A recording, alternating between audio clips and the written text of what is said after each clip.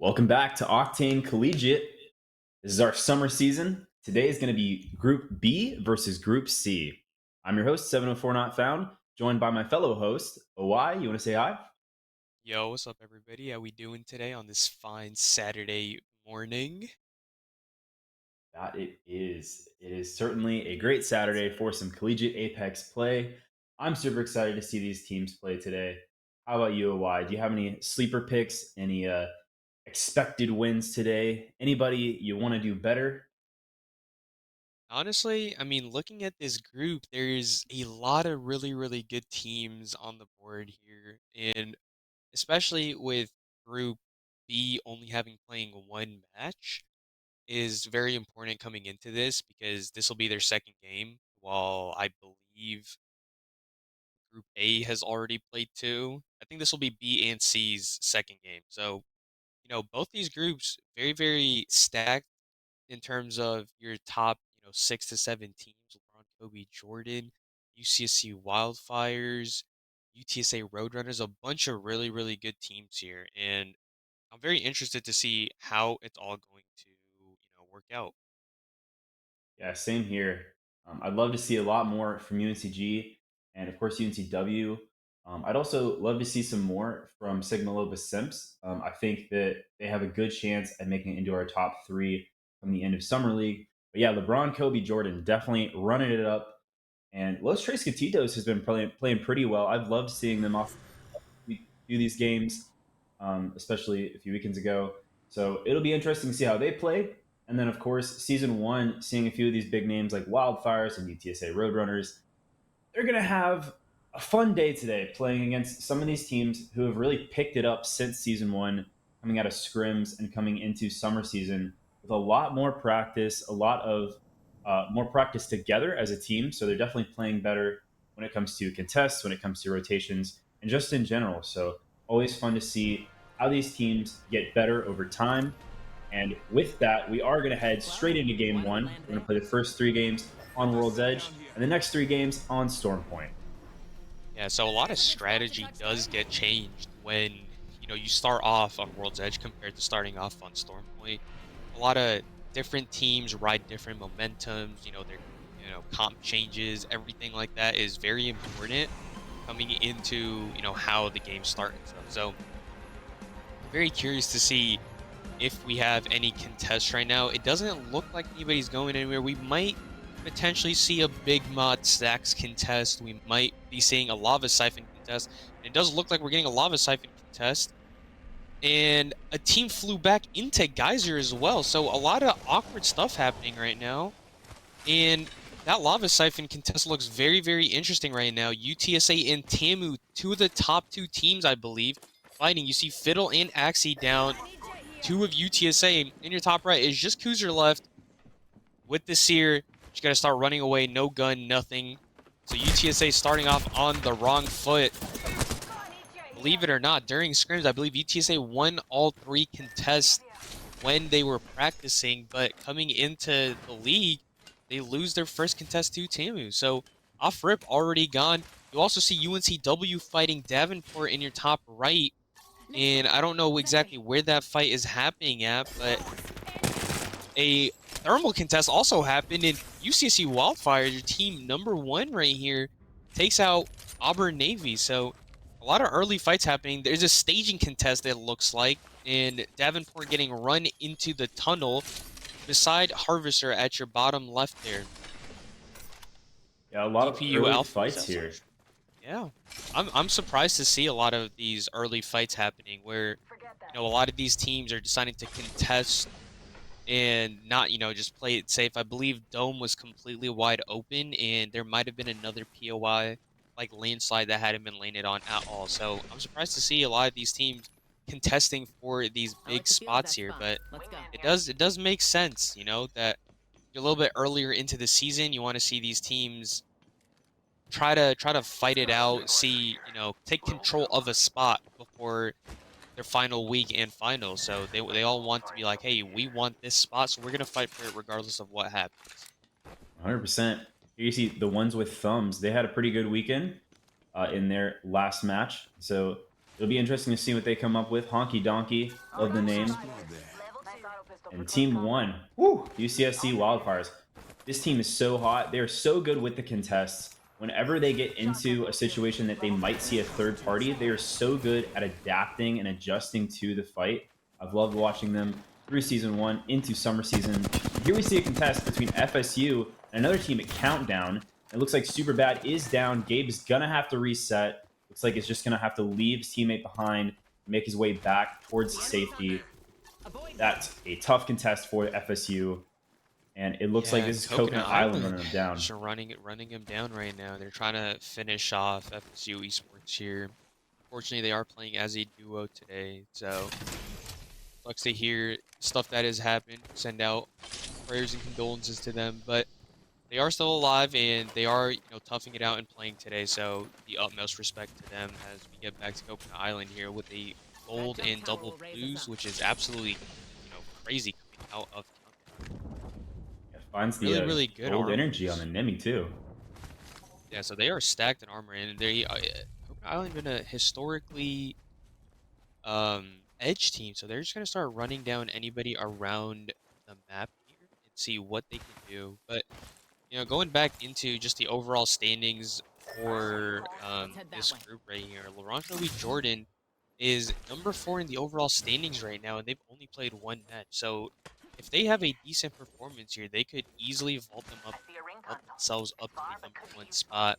As you see a potential fight happening at your bottom right side of the map at Stacks in Big Mod, as well as LeBronco or oh my god, the ones with thumbs at Fragment here trying to hold off teams around. They're gonna be playing the streamer building for now, just trying to wait it out. Jukebox is very far away from his team, finally coming in, sliding in.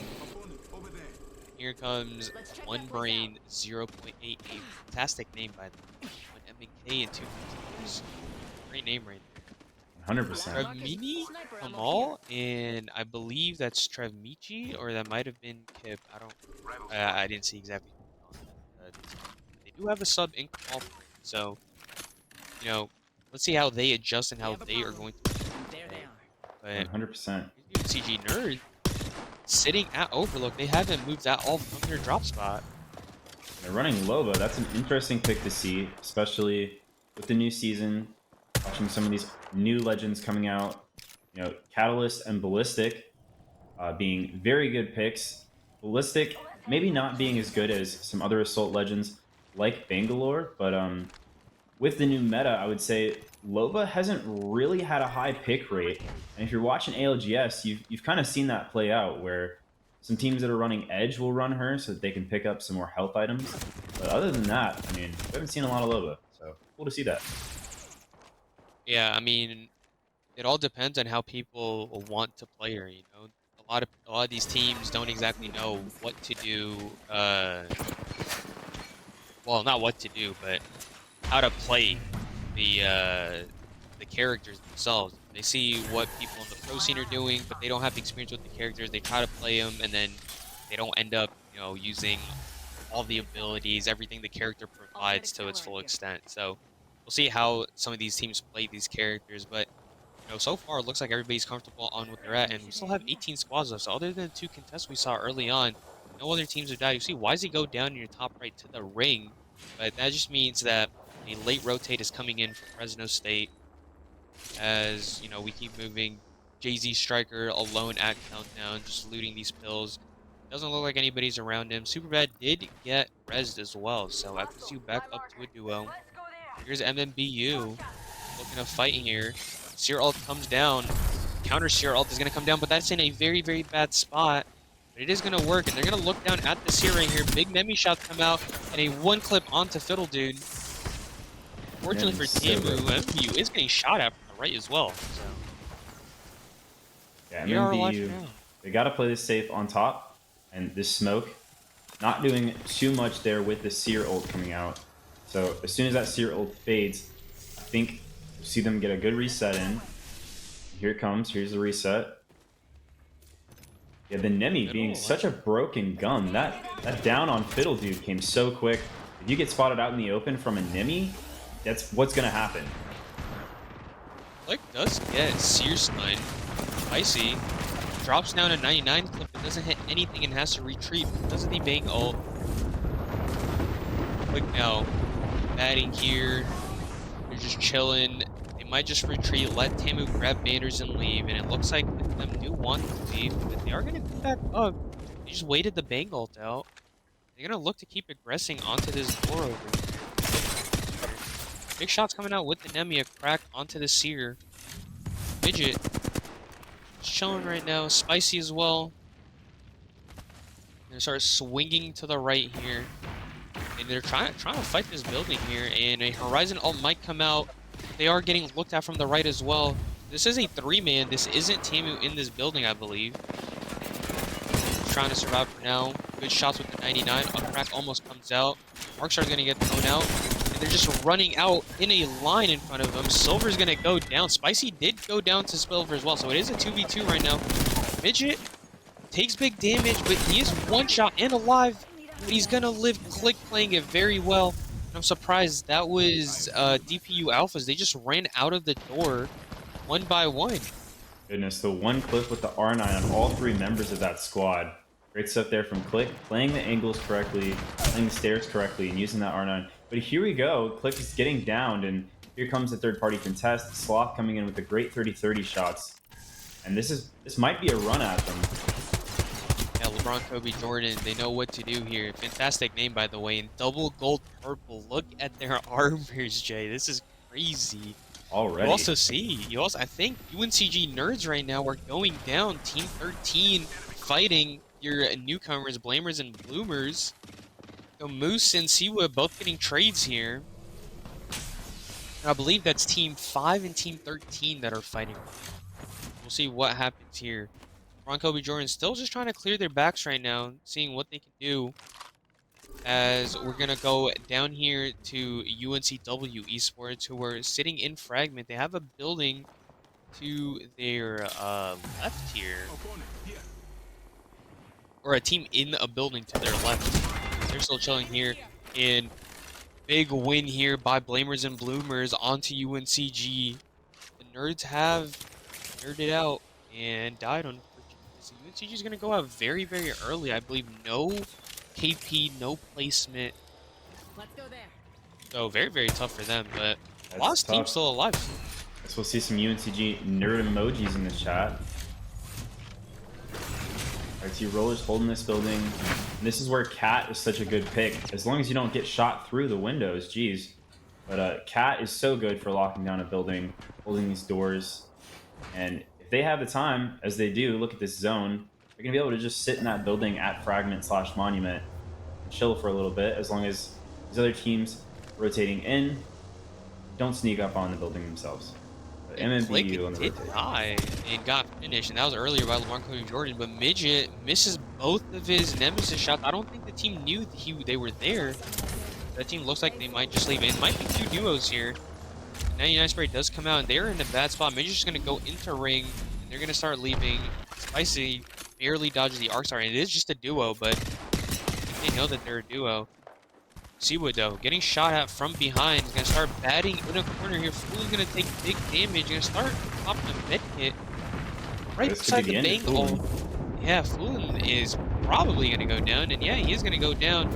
Midget gets a knock with the Bangle, and Seawood's just going to leave. So both teams don't know that each other were duos, but they are going to just back up and leave completely. And look at where this ring is pulling to. I believe this is going to the bridge between the icicles. So Be ready. bit of a Interesting rough spot split here. there on the hill. So a lot of teams on either side of that hill are gonna have to play for the height on that hill, and if they can play the height safely, they'll get a good look at any of the other teams rotating in off the edge, and also some of the teams sitting in a building. They can watch what those teams are doing. It's definitely going to be tough for some of these teams rotating in still. And look here, as Dr. Sue is having a difficult time for Team 19 RIT Rollers, or as we said last weekend, RI Trollers. That was a great white eye. Broncos for illustrious defense here. Juggler not going to take shots. It's not going to slide out. But we're just going to take out Super Bad in your top left. teams are all coming in. Big alternator shots coming out. He does get stunned by the Arc Star, and they are going to get fully taken out. UCSC played that extremely well, went from the bottom and the top, came in through the doors, and Los Tres Gatitos just found themselves lost. You know, they were at the bottom and they couldn't hold out the stairs. They didn't have any characters to actually lock it down, and Zed are going to go down very early here. So, That Arc Star really cleaning them unfortunate up. for them.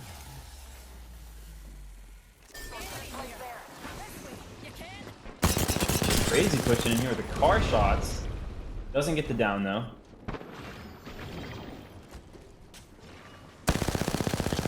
A lot of squads here. 13 squads to the ring 3. Here's Fresno State going to slide in with the car, and Arcstar comes out. You see, they're split holding the stairs here. So if you want to push in crazy, now going to look left. Does 48 with the car. Zur and YZ just kind of chilling. Another Arcstar is going to come out. Trying to just reset here, but it's very, very tough when you're there's a team split holding the stairs and you're just pushing out on one side. And Fresno State realizes that. They say, we're just going to go to ring and we're going to hold these teams out if we can. You also see in your top right, looks like that was McGill University trying to fight there. So YZ, Crazy, and Azure just gonna chill out here.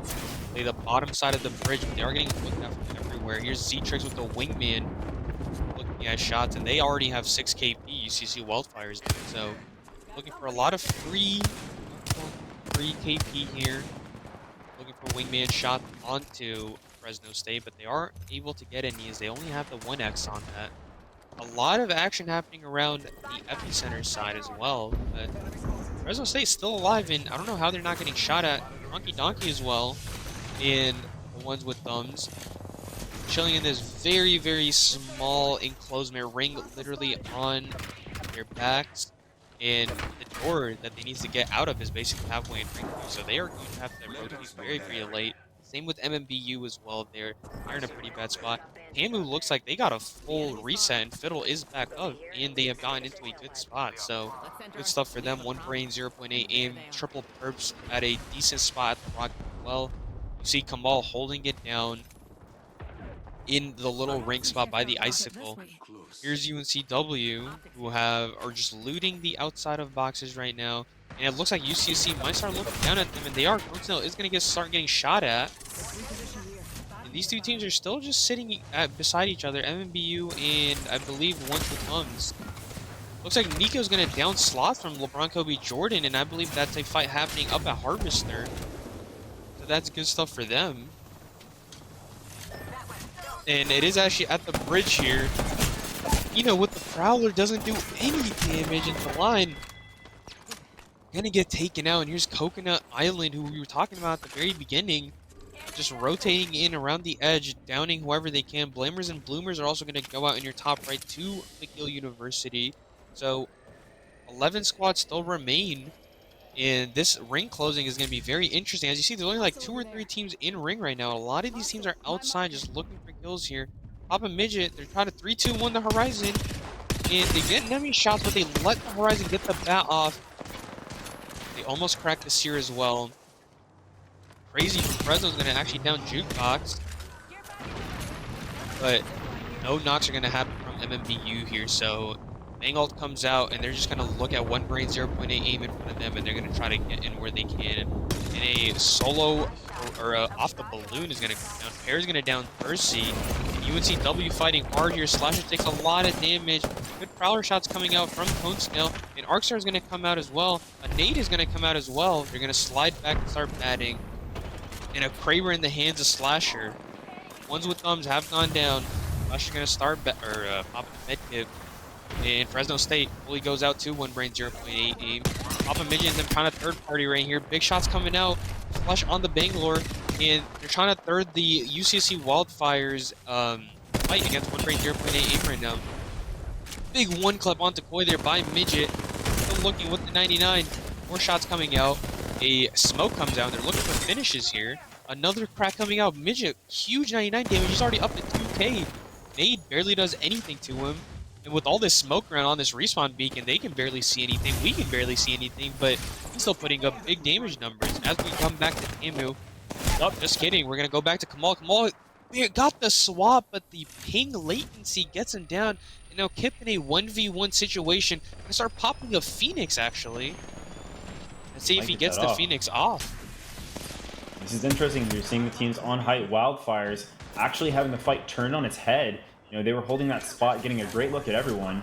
But then we see MMBU rush at them, and now they're going to be eliminated as all these teams on height are suddenly getting rushed at by all the teams on edge pulling in. And now Coconut Island with 3 gold shields. That is insane. Playing off this rock here, getting a great look at some of those teams that now only have 1 or 2 members and are going to end up just going out, such as One Brain, zero point 0.8 aim.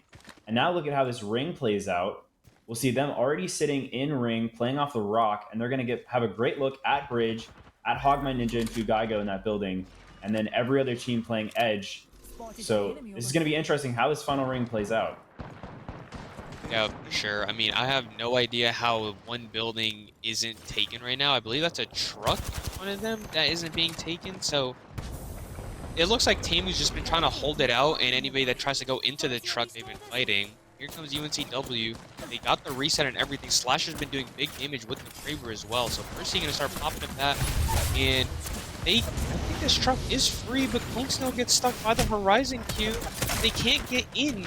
Cone Snail and Slasher have both gone down, and that Horizon ult really just messed them up because they were able to get into that truck as long as, they tried to.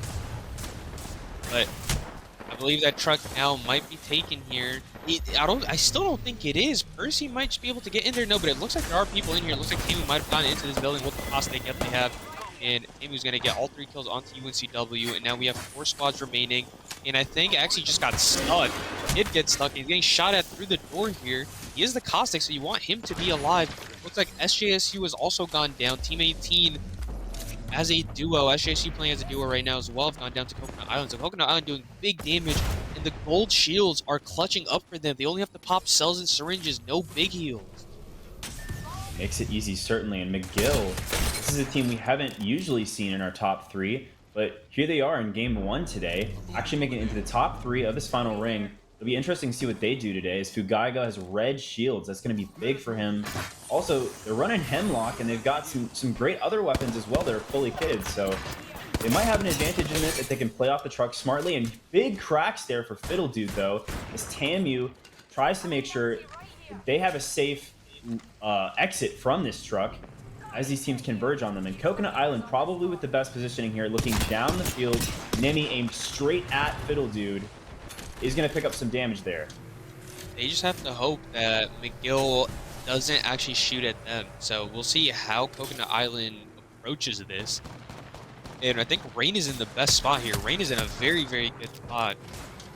But Fujiko and his 30-30 have been absolutely dominating Rain up top there as well. So we'll see where Coconut Island tries to fight this. They put a cat wall to separate the 2 teams. They got it down onto McGill, and they're not going to push McGill. No, they are. Rain's going to slide down into him. 301 spray is going to come out, but these pills are doing good damage to them. Horizon almost goes down. Fujiko is just going to back up now with the car. He's going to chill there. And now a big push from Tamu is going to start coming out. Miguel's going to finally go down. Axie doing big damage. Prowler going absolutely crazy. And Tamu Maroon, after losing Fiddle at the very beginning of the game, are going to reset and come win game 1. Absolutely fantastic work by Fiddle, Pear, and Axie. Oh my goodness. Amazing turnaround there. Amazing reset from the beginning of the game. We saw Fiddle Dude go out early, and we thought it was over for Tamu in game 1. And then throughout the game, they managed to reset, find some good positioning, some good guns, and take some winnable fights, especially in that last ring, waiting until the last minute to actually show up and swing that fight, which allowed them to win. Great prowler shots there, and Tamu doing a great cleanup. Cleanup. Yeah, absolutely fantastic work by them. I'm impressed, like, thoroughly that they were able to reset from the position they were at because they were getting looked down at by MMBU and they really should have died like multiple times there. But able to stall out, grab the banner, run down to that building, get a res down. I don't know if it was a mobile res or if they resed at the climatizer res, but absolutely fantastic stuff. You know, I great stuff by like Coconut Island as well, picking up a lot of kills and running down every team on Edge, Jay. Facts. Yeah, great rotations, great resets, and good job by McGill to make it into the top three. And we're gonna send a break real quick. Thanks for watching Game One, and we'll be right back.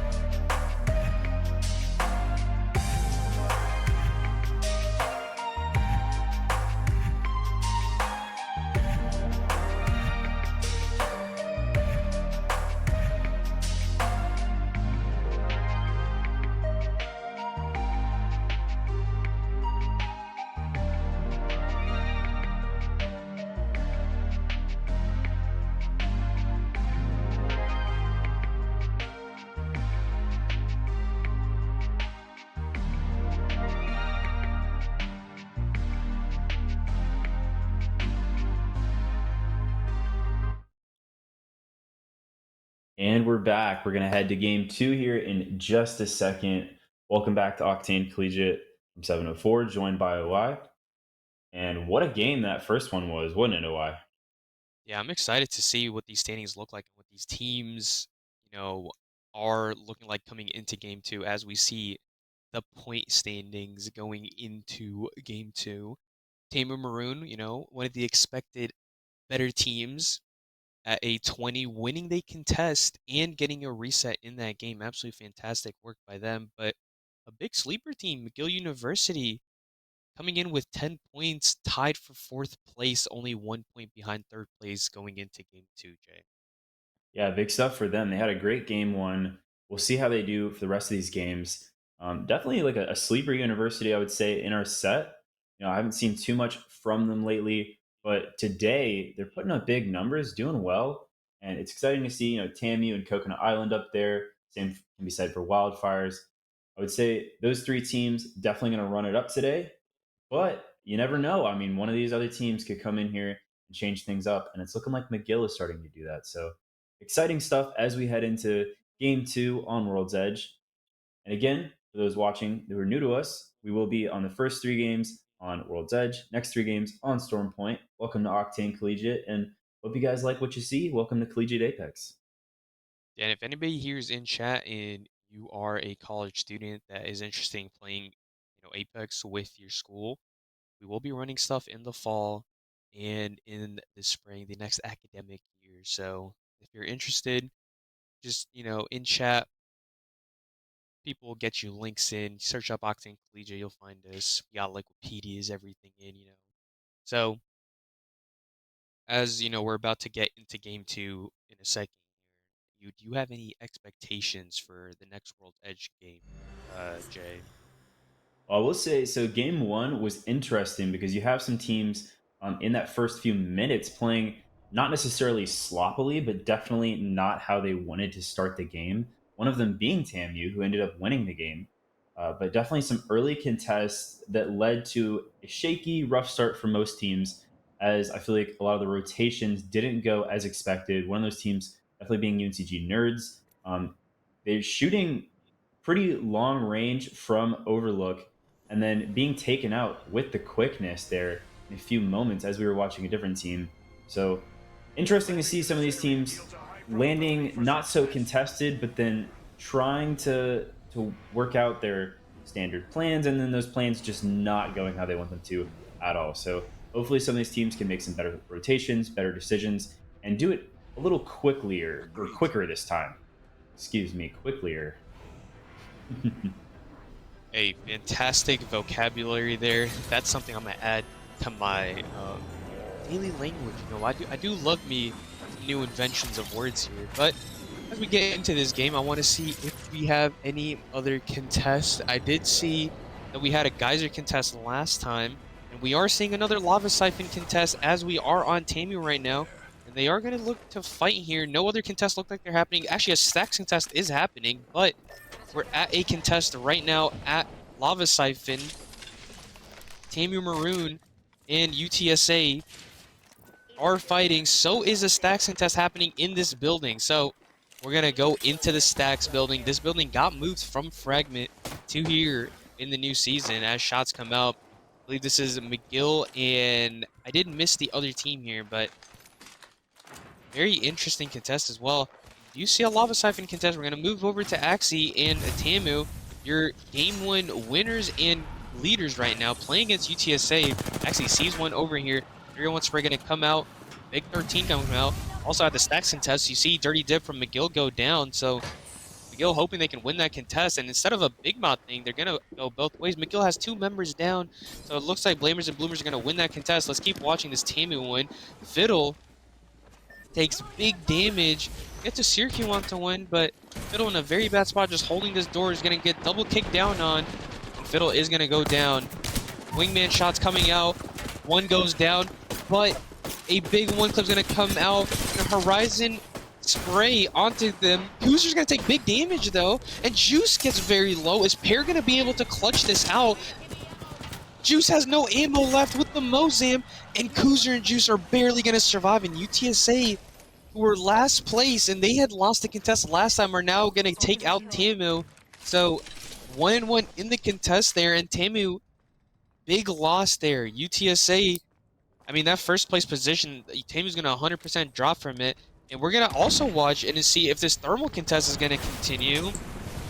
Zetric's in a pretty bad spot right now. Good shot with that triple take.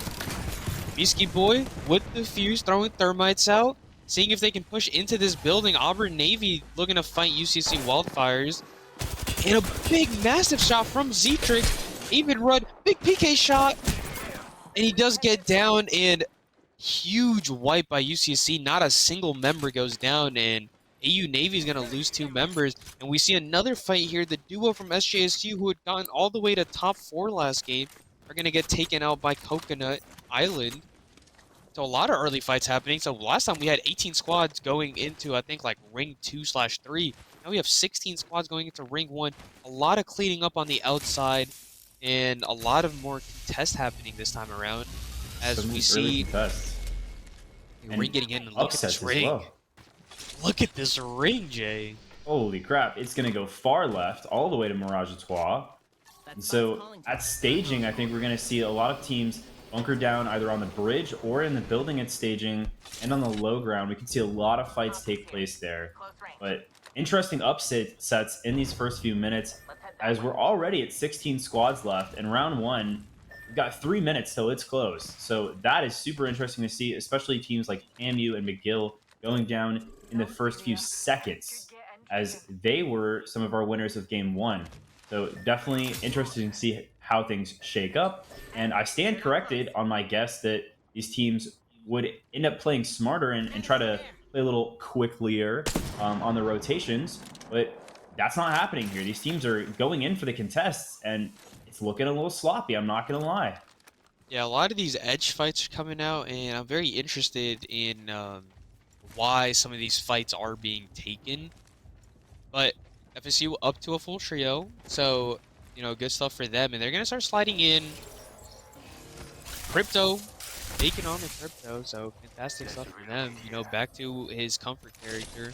But this is an interesting ring, because there's a lot of these buildings that can be taken beside, you know, the rocks. There's the height rock, there's a bunch of trucks around that area.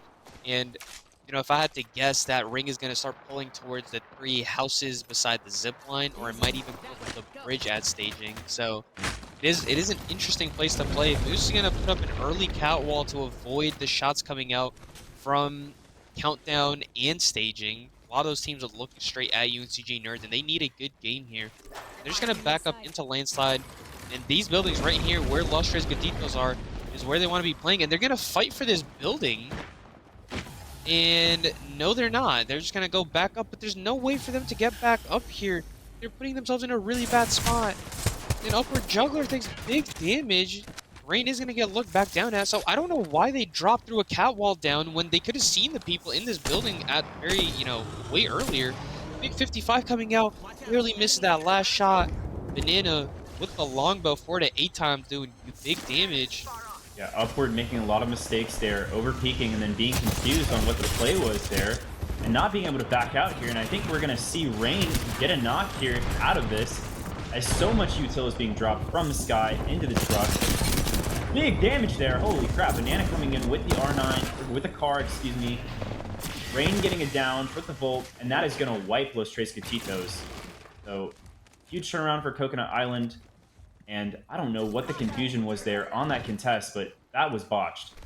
Yeah, Los Gatitos, they had the truck up top. They had other buildings to get into, and instead they tried to catwall and push that building, and then decided to back up.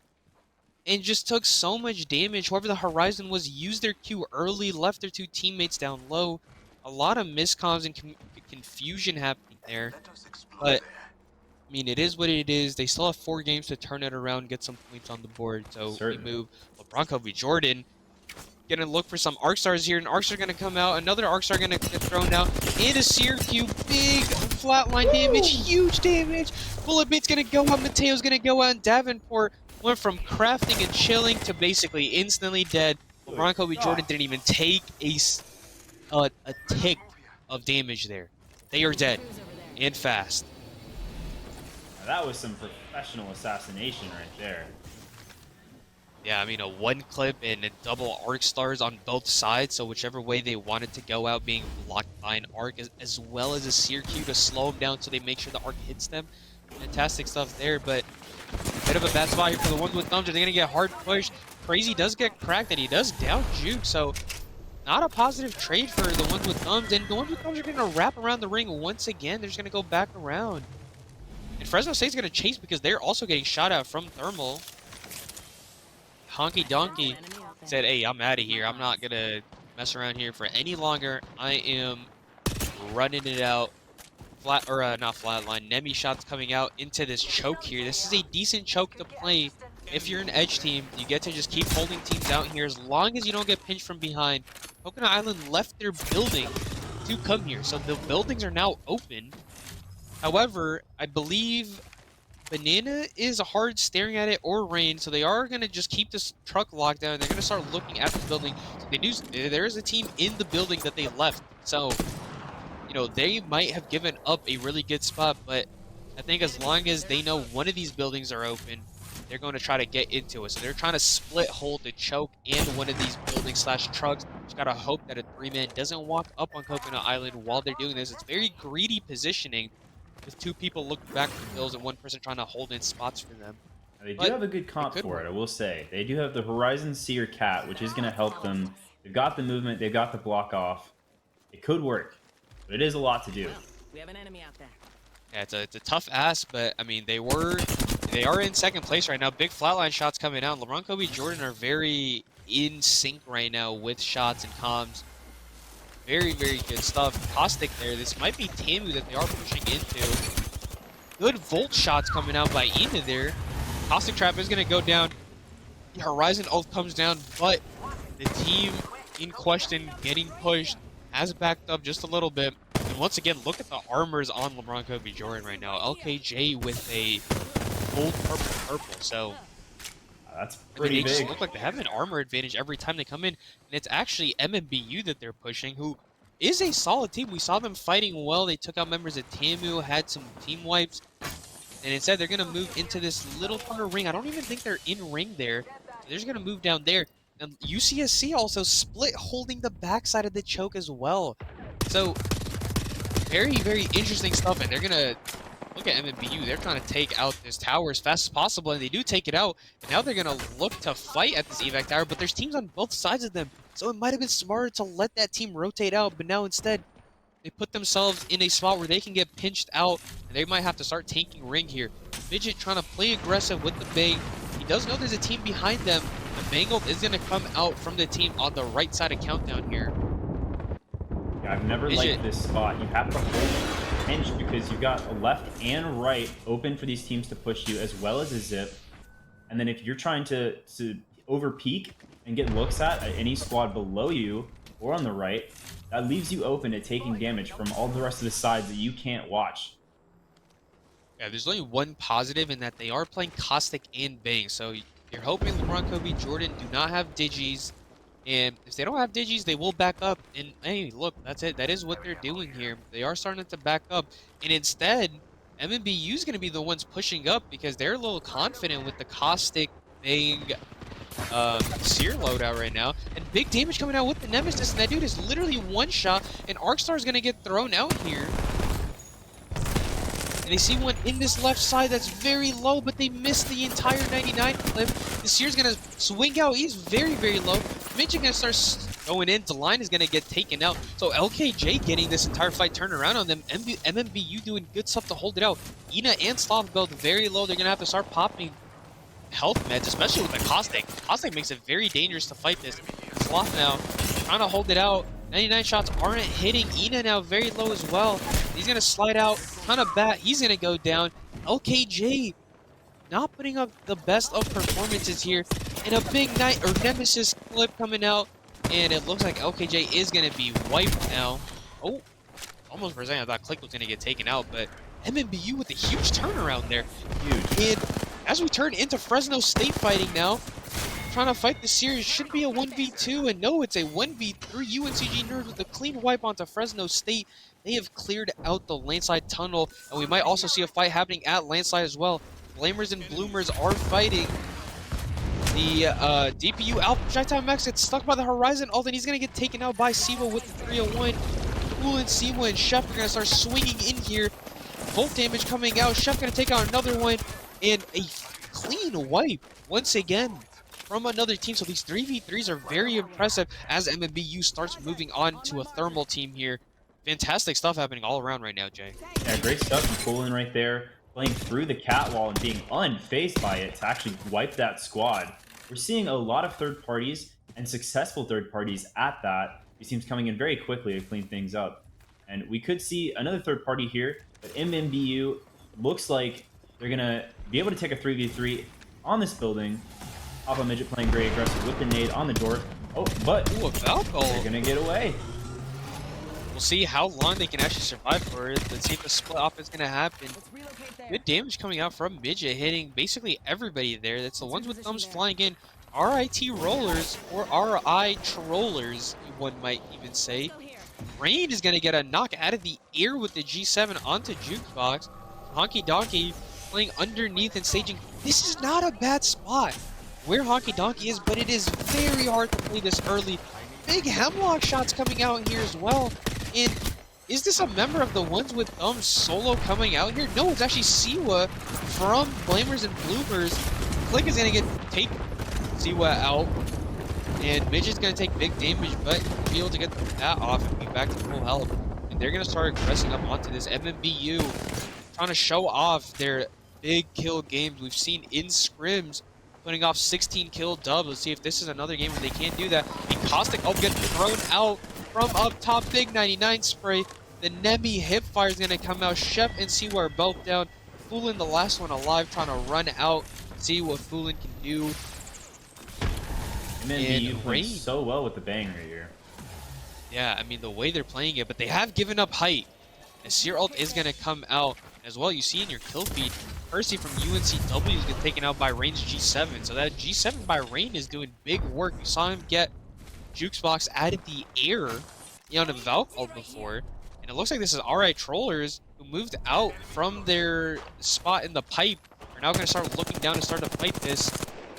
Big shots with the 301 coming out. Let's see if RI Trollers can do anything here. Shots onto the Bangalore. This is just Midget, and I don't remember who else is alive for them. Siwa is gone. Or, that's a long game. Whoop. But another fight coming out here. Here's Coconut Island and Rain. The enemy's on me. Rain They're was still doing holding big the spot. And it looks like the split holding worked for them. Must have. They've got a red and 2 purples. That's great for them. They're also going to have a free rotation in now that everyone has left that area. And they might actually be showing up to this fight as a third, fourth party. Arctip with a Kraber hipfire gets a knock, and Z-Trix as well as a Kraber. So we see 2 Krabers in. Fortunately for MMBU, they were able to reset down here. RIT Rollers got very aggressive and just won the fight. But they are getting pushed once again. Arkstar's getting thrown out like crazy. Midget, let's see if he's going to be able to get a syringe, or he's going to actually pop a medkit instead. We'll see. Maybe these 2 seconds might be too greedy in a sense here. He does get it off. They are still good here with the Caustic Trap. Who is on top of them, you might ask? It is Coconut Island, looking down at this and wanting to fight it. One Brain 0.8 aim as well. They've been fighting for this building for a while now, and another person comes up here, and a Kraber shot from Z-Trix to the head. Kamal popping a bat behind as well. Z-Trix gonna start coming in with the Volt. Big spray onto one. Looks like One Brain 0.8 aim. Doesn't really have a chance at living anymore. Z-Trix doing big damage with the Kraber. We saw him take out a UNCW member as well with it. And Trev healing in the doorway did not help them. So, yeah, crazy Kraber shot there, but man, gotta play your angles smart there. Definitely sucks. 14-12, One Brain, 0.8 aim. But we see Coconut Island really controlling this game here, as well as the Wildfires coming in here. They're gonna have a free open opportunity to get some kills in this position on height. And look, they find another one. So that was Slasher for UNCW. They're gonna take him out, and now Z-Trix is the kill leader with 5 kills. Coming up, and they on are going to go to damage. They're gonna go to Godrock with the Kraber 140 to the head. Volt gonna come out. Shots, he is so low. Somebody shoot him, teammates. What are his teammates doing? They're not on height with him, and Arkstar is gonna come out here. Gonna look for the Kraber shot there. He's not gonna hit that one. Looks like Koi and Anzi are trying to hold off the team in the cart right underneath them. Koi with the flatline car. So there's a team in the cart underneath them. There's a team in the pipe to their left. There's a team underneath the bridge as well. That was a very, very hard spot for them. And I wonder if Team 20 is still alive in that spot Midget was just looking at. Click also going to get some shots in as well. Another catwall is going to come out on top as UCSC looks to still continue to fight. Caustic Trap coming out. Oh my goodness, look at the Nemesis damage coming out. And it looks like Nico and Koi are getting big damage up on top, and Coconut Island's going to go down. Z-Trix gets a full wipe, and you're going to see another fight coming out here. Blamers and Bloomers. Siwa and Chef did get a res. They're both on white armors here. So if they are able to somehow get a full 3v3 wipe here, this would be huge for them. Chef on the Bangalore instead of the Seer, so this is quite the fight here. Big Volt damage coming out. Siwa with the Horizon keep trying to get away. Unfortunately, he can't. Spicy does get taken out by Z-Trix with the Kraber, so it is just a 2v2 right now. Siwa, though, does get taken down. Z-Trix gonna finish Chef off. UCSC Wildfires on the bridge doing huge damage with that Kraber. Z-Trix going absolutely mental with it. UNCG Nerds also somehow are sitting on staging on the outside, not getting looked at by anyone. This is crazy. They seem invisible here, which is so wild to think that there are 3 teams on the other side of them. We've got this drone coming out, so there's a team inside. That team does not appear to want to leave the building just yet. They've got Watson fences up as well. And UNCG Nerds in a great position to possibly get some free KP here as soon as this team on the right moves out of the building, and they've got a free look at that team on the bridge across from them that is popping some 30-30 shots at them. Yeah, this team inside, I believe, is FSU Esports. They've been in here since the beginning of the game. Great rotation and call by Bacon there to get into there. And they've been playing this spot for a while now, and they're looking for these little angles. They're going to try to res potentially. Moves with the little mantle to look over, and you know, FSU can do some huge damage to UNCG because they are not looking at the door right now, and they are just hard looking at this left side. And look at what I said earlier, Honky Donkey and them are alive down low. Team 20, that spot was actually really good. They were able to avoid damage, and they even got a res off on Jukesbox. As a push starts coming out here, Z-Trix with the Volt trying to look left and right. And he actually falls off by accident. Fortunately, he's the Horizon, so he can get back up top, but his Q has been wasted now. So they're gonna have to, you know, they might have to eat this Bang ult potentially. Foolin as a solo also alive. And this is gonna matter for FSU. And they're gonna get some big shots with the 301 here, but as soon as they leave this building, they are gonna take heavy damage. UNCG Nerds most likely gonna swing them here, and then it'll be interesting to see what RIT does at the bottom. I think we're gonna see 3 separate fights take place, one at the top, one at the bottom, and then one on the swing. Whichever team wins this fight on top is going to have to fight that team on bottom in the final zone. And a good Watson gen comes out here actually by Super. In 99 shots through the smoke, nobody can see anything. Flick is actually gonna down Kalegoss down low. Super's gonna get taken out, and I believe he got shot at from behind, but they should be able to res inside here. Flick is gonna get a wipe here, and Team 20 is fully gonna go down. They had to try to climb up there. And unfortunately, the climb up went right into MMBU, and it might be an MMBU W with the amount of kills and stuff they had. This might be one of their big pop-off games. Cooling as a solo is also gonna get taken out, so Blamers and Bloomers are now out. Now Horizon Q is gonna come out. Anzio with the Seer ult, and Anzio just floating, seeing where he wants to land at. Kraber heat check almost comes out. Big Volt spray, but Z-Trix is going to lose that. Flatline spray coming out. They're going to lose that as well. Anzio, big damage onto one. Spice is going to go down. And that is going to start getting popped down low. Super taking a lot of damage here. And so is Red. Let's see what Bacon's going to do here with the Prowler. Big spray coming out. Almost down to 1, but UNCG Nerds taking care of business up here. And it might be a UNCG Nerds versus MMBU final. Bubble's going to get taken out by Click. Moose now hard looking. Kind of just chilling, staring. 99 spray gonna come out, cracks 1, and knocks 1 to the Q. And he doesn't have any ammo left in his 99, so he's going to have to try to 30-30 hip fire. And he gets the shot at the end with the heady. A And 30. UNCG Nerds are going to win the 1v1 versus MMBU and take the dub. Good God, and you see his character there stand still. I know he just got out of his chair to celebrate that. What a 30-30 shot at the end there. How about it, Oh OI? my God. You know, maybe it was a blessing that he ran out of the 99 ammo, pulled out the 30-30, got a shot, and very smart stuff there by Moose to throw down his catalyst traps because that did a surmountable amount of damage there, around 45 to 60 probably across the team, maybe even more than that. And you saw he got a knock with that as well. And in that final ring, in that chaos, nobody knows, you know, it's not in the presence of mind to shoot the catalyst trap. So absolutely fantastic work by UNCG Nerds, and they're going to get a huge comeback there, as well as MMBU. I believe they had, you know, double-digit kills as well, so they're going to have like a 20-point game. So both these teams putting up big, big damage numbers or a big kill games as well. And I mean, I'm excited for Game 3, Jay. Yeah, that was super exciting. Final ring play there.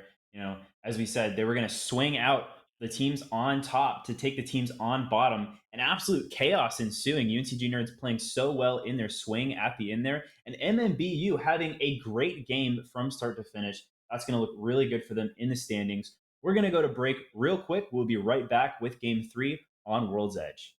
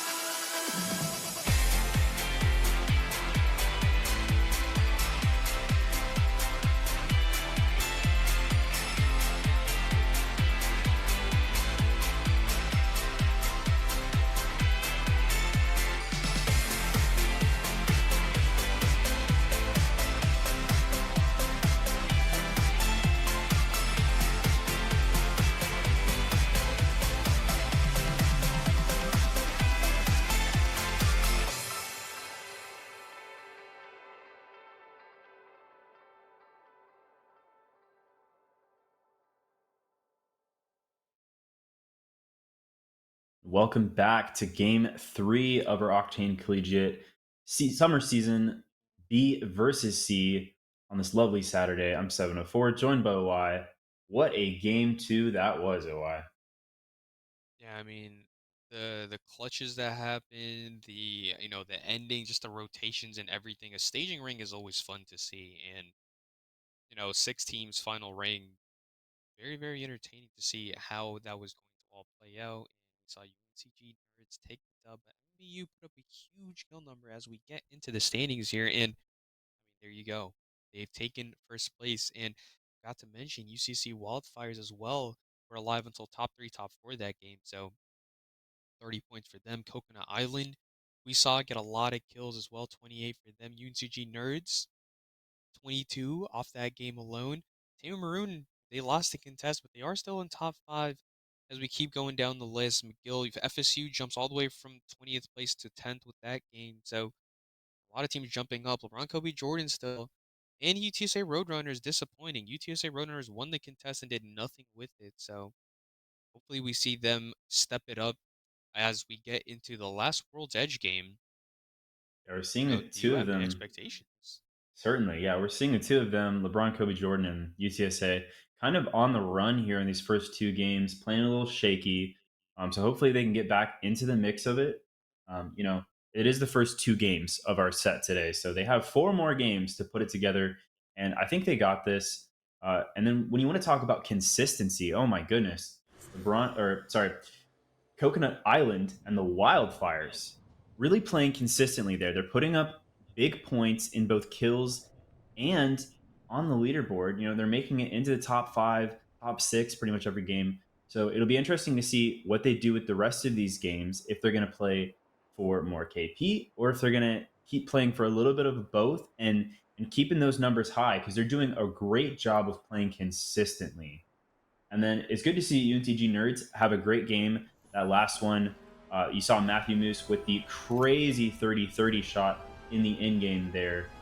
MMBU as well, playing so well in that final ring. Just couldn't win that final fight, but had a great swing, and they're putting up consistent points as well, as we've seen from game 1 and 2. So excited for game 3. This is our last game on World's Edge for the day. And hopefully some of these teams who have been playing a little shakier on their rotations and in some of these contests can put it together and start putting up some bigger numbers. Yeah, 100%. And let's see if a contested lava siphon is going to happen again. And we're seeing 3 teams this time go into the stacks big mod area. So we're going to probably see 2 to 3 contests here.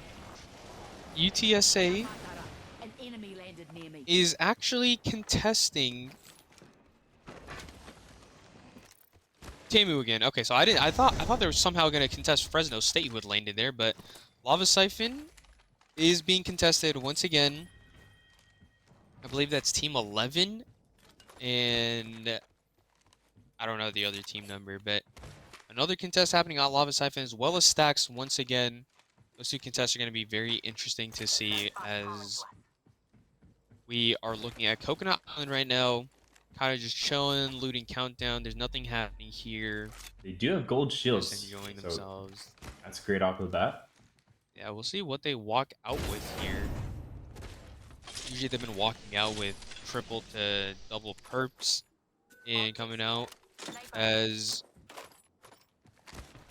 we're looking at the contest now. Popping off. Juice now sliding in with the flatline, takes a lot of damage.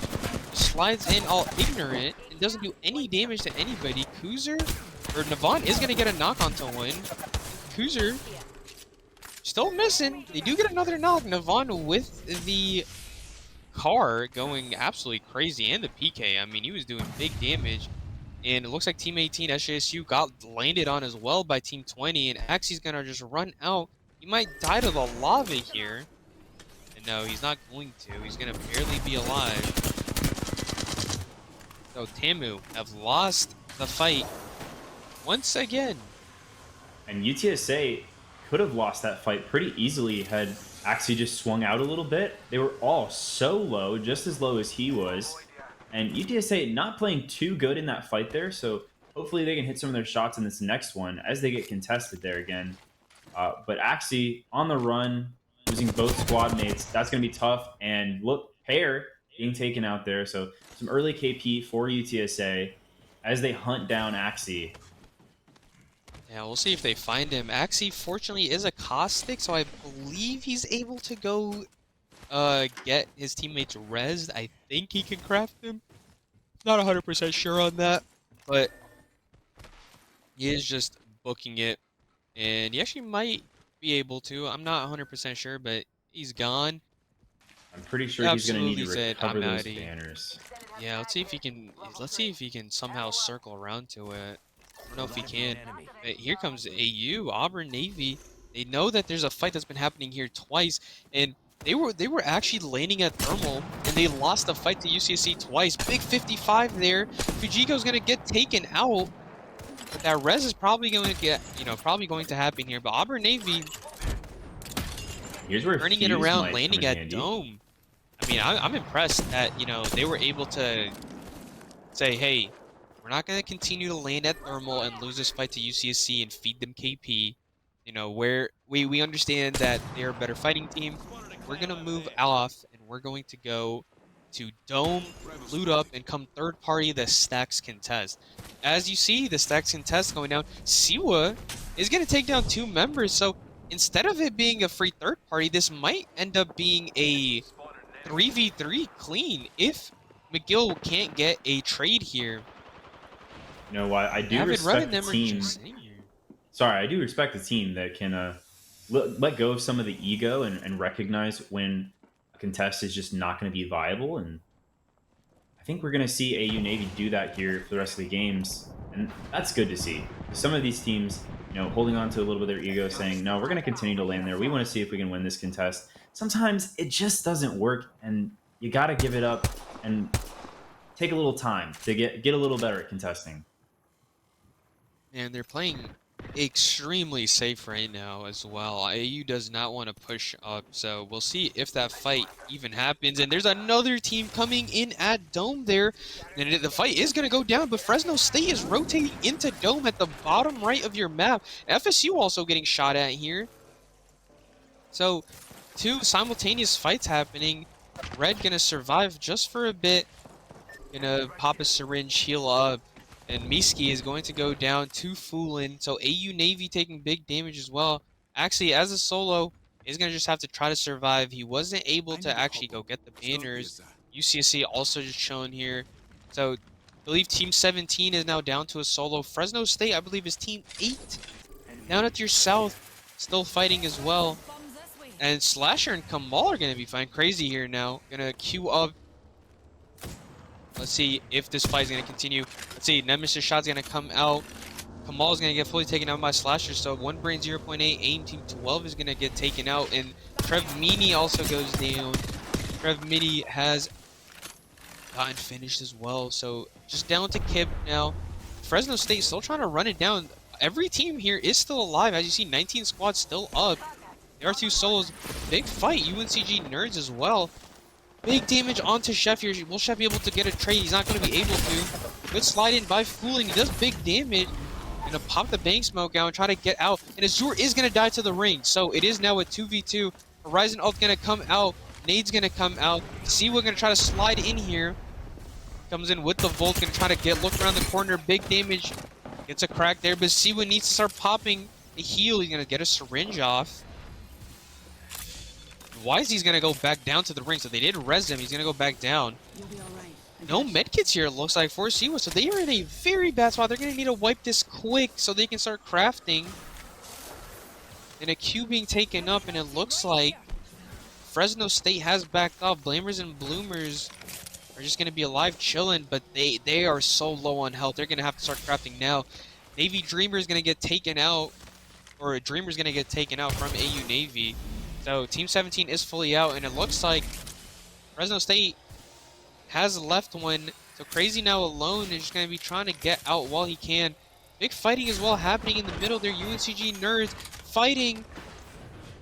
The ones with thumbs and the ones with thumbs have died. This is quite the interesting box there. Right? Stuck with the door halfway up.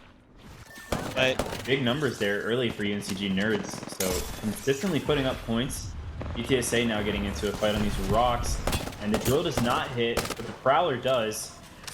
And if they swing this right, UTSA could get an easy wipe on this, but the Gibby bubble is down, and they have to get up those stairs without taking damage. Maggie Ball comes out to destroy it, but not the best Maggie Ball here. Throwing it up to the right as well. Climbs up onto the Gibraltar there. Kuzers takes a lot of damage.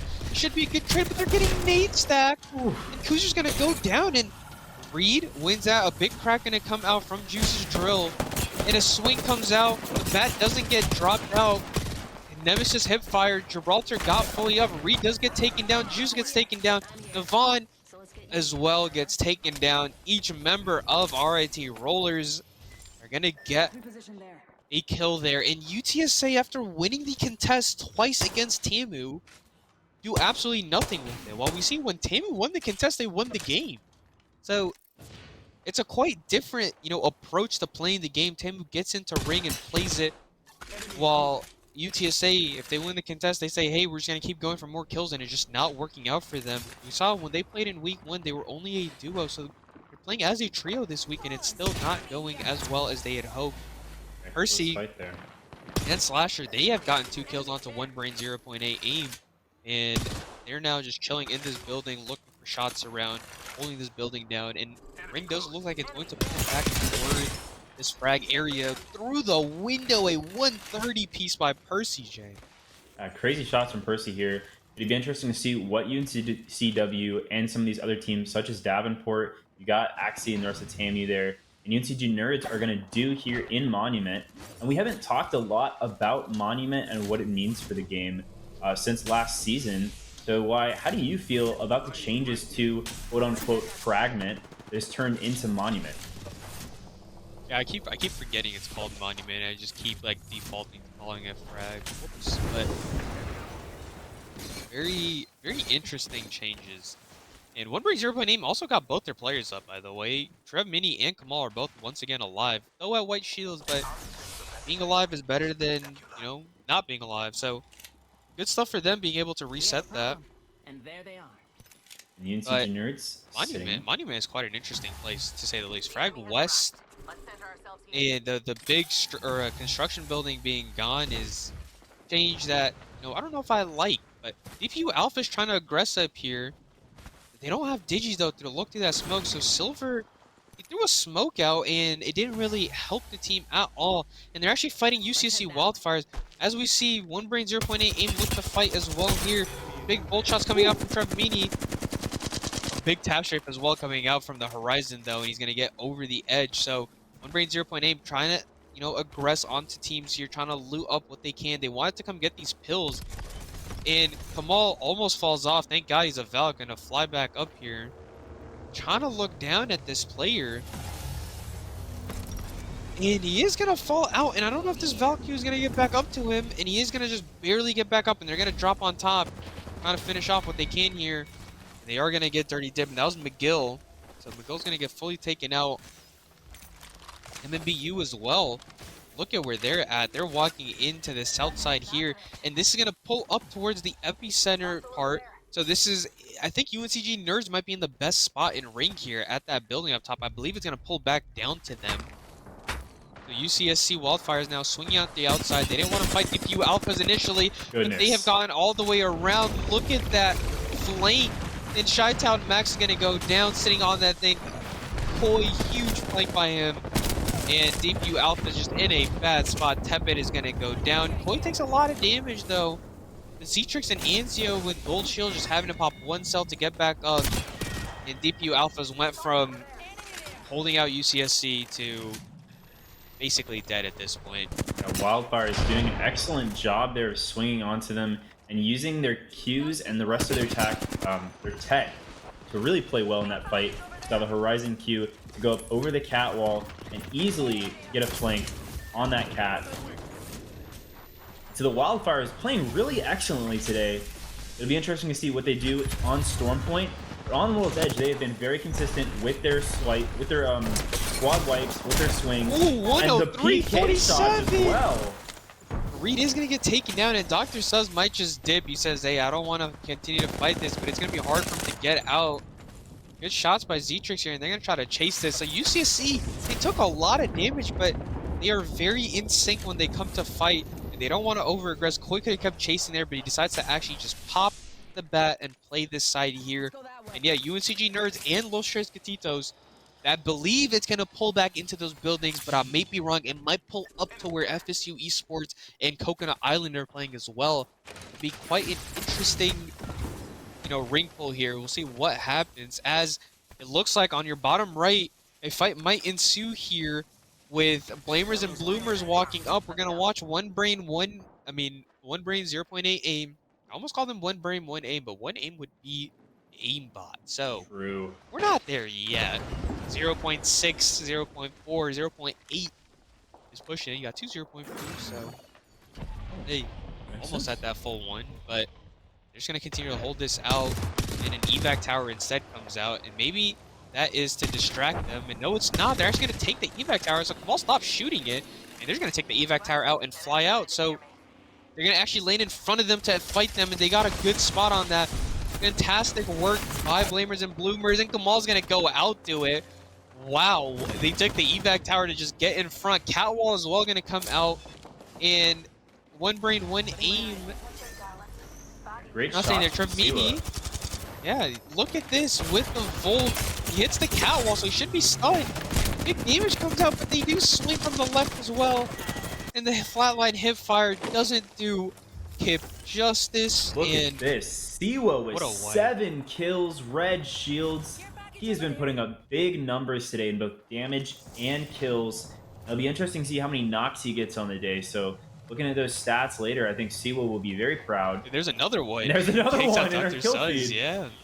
Up to 8 kills now, so this is a bit of an interesting fight here. UNCW on the low ground, UCSC on the high ground as we watch Koi, Anzio, and Zetrix. See, I think they want to push out into it, and instead they're just going to rotate out. Wilshire's Gatito's going to look here, and look at where Ring's pulling. It's actually pulling up north. Chef takes out Spicy B, so MMBU and Blamers and Bloomers once again fighting. Another one for And Siwa. Spicy B taken out.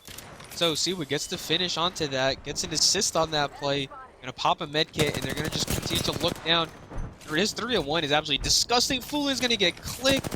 MMBU gonna get fully taken out. Or no, he's just gonna get finished. Apologies. Silver is the one who gets taken out in your top right. Anzio gets that kill. So DPU Alphas are also now gone. Slasher gets a kill onto Upward Jugglers. So the two teams in those buildings are now fighting each other. Fresno State Crazy gets taken out. So all these solos now are getting taken out. We were at 14 squads. A bunch of these solos getting taken out. Looks like Los Tres Gatitos 3-3 are fighting UNCW. And here we go into UNCW getting shot at by a lot of different teams here. Trying to go in and out of this cat wall and try to get around. The bat is going to start getting popped here. Slasher with 4 kills himself. UNCW doing good stuff. And FSU probably in the best spot here. LKJ, LeBron Kobe Jordan at the very north. We haven't talked about them as much either. But they are not in a bad spot themselves. Not at all. Here comes Coconut Island. Let's see where they walk into. Yeah, LKJ, LeBron Kobe Jordan, going to have a great rotation into this next ring as some of these teams start dying in the middle of the fray. Team 11 eliminated. That is TAMU being taken out there as Bubbles finishes Axie. And so 8 squads left now. TAMU now moving, Team 1, UCSC Wildfires, doing great work. Throughout this game, they have 2 golds and a purple, and they're going to be able to move up onto this behind FSU, possibly get a mirror. But here's FSU clocking back at him. And Koi takes big damage there. UNCW taking big damage here as well. Slasher's gonna get finished. The UNCG nerds do big damage, but they get the KP and they're just gonna die in ring.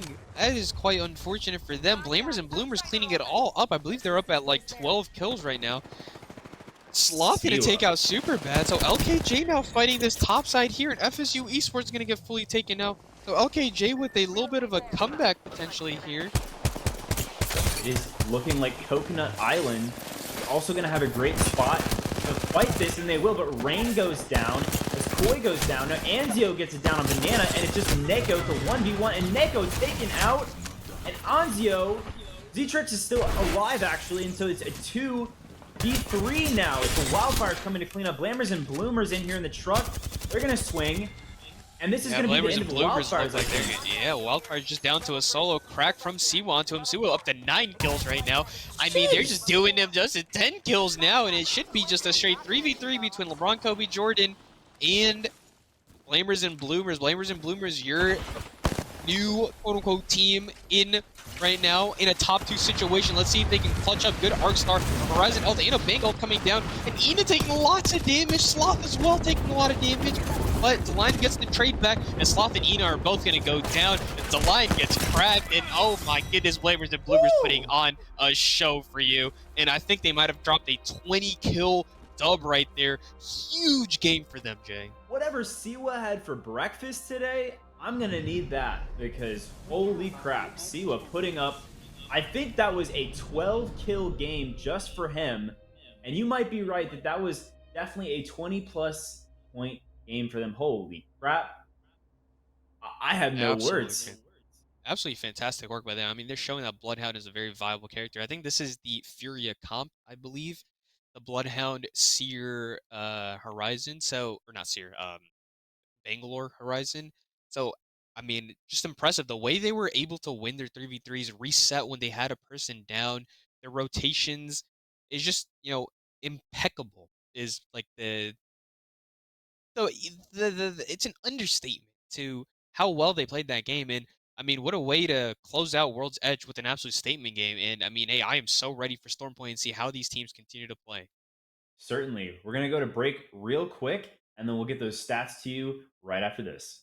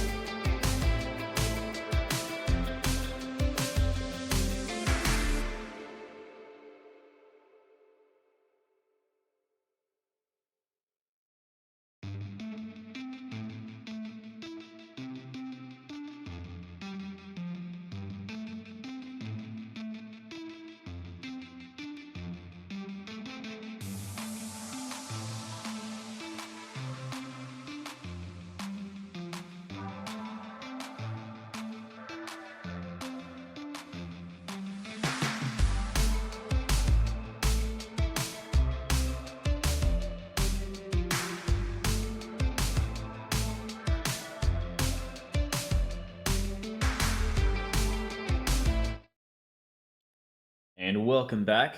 We appreciate your support as we come back from break. We're going to go into the next three games on Storm Point. I'm 704 Not Found, joined by OY. OY, what did you think of our first three games on World's Edge?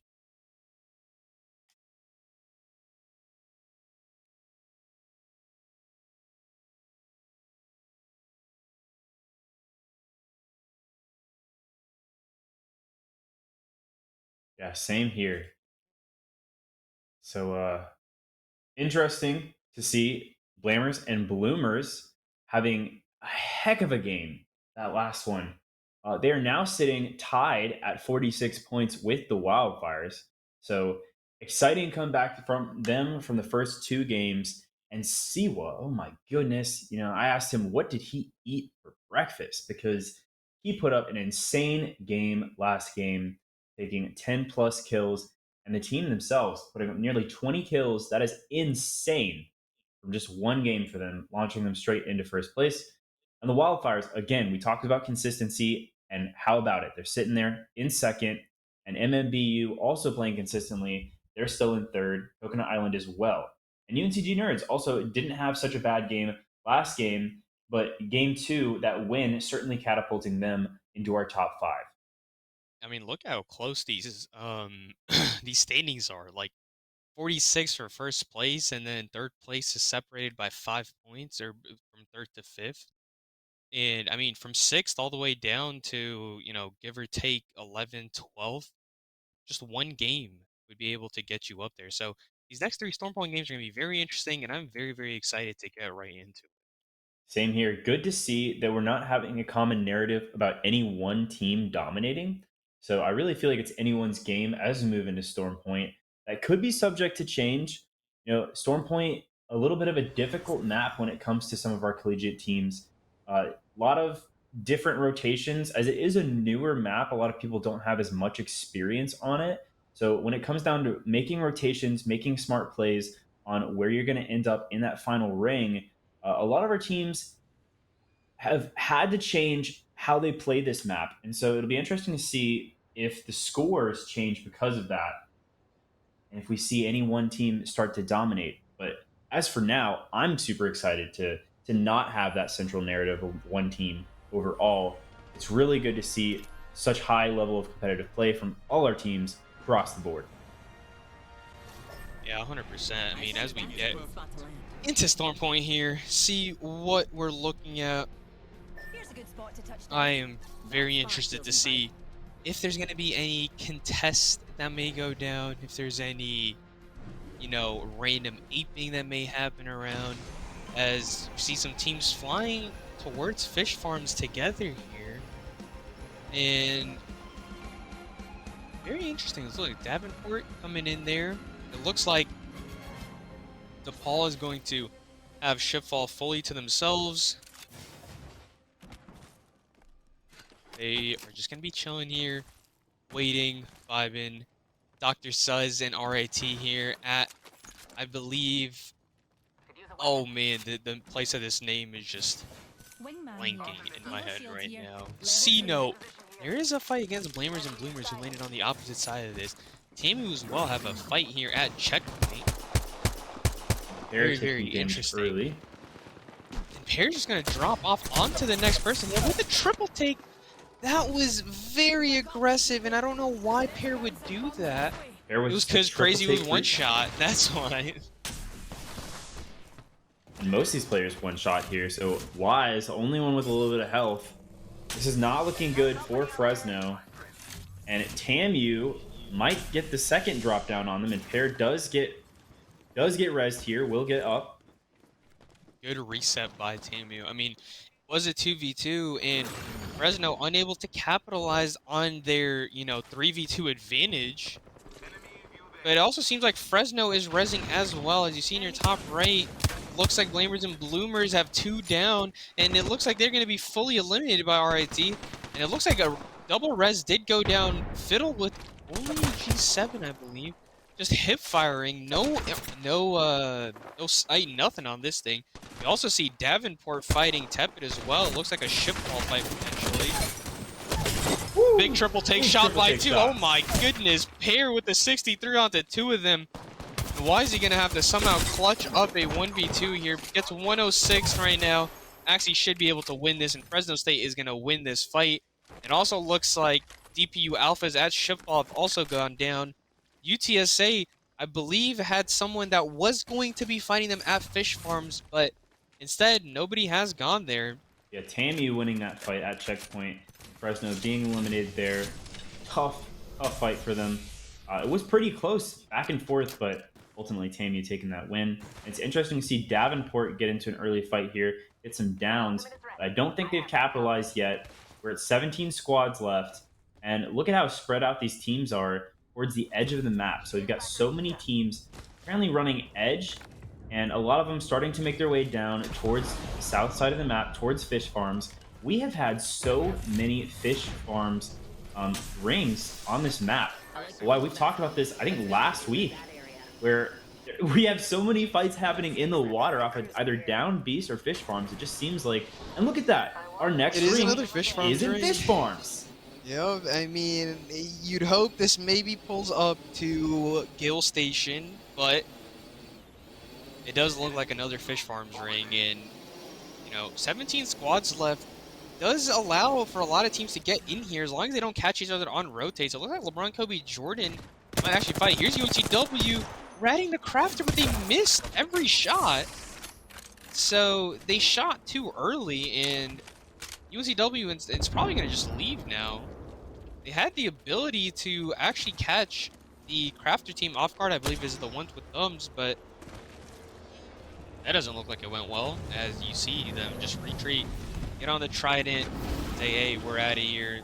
We tried it, it didn't happen, we moved, and they're actually going to go left here. So just going to completely leave here. Consonel just trying to farm up to a blue here with, by hitting the dragons or the fires as they're called.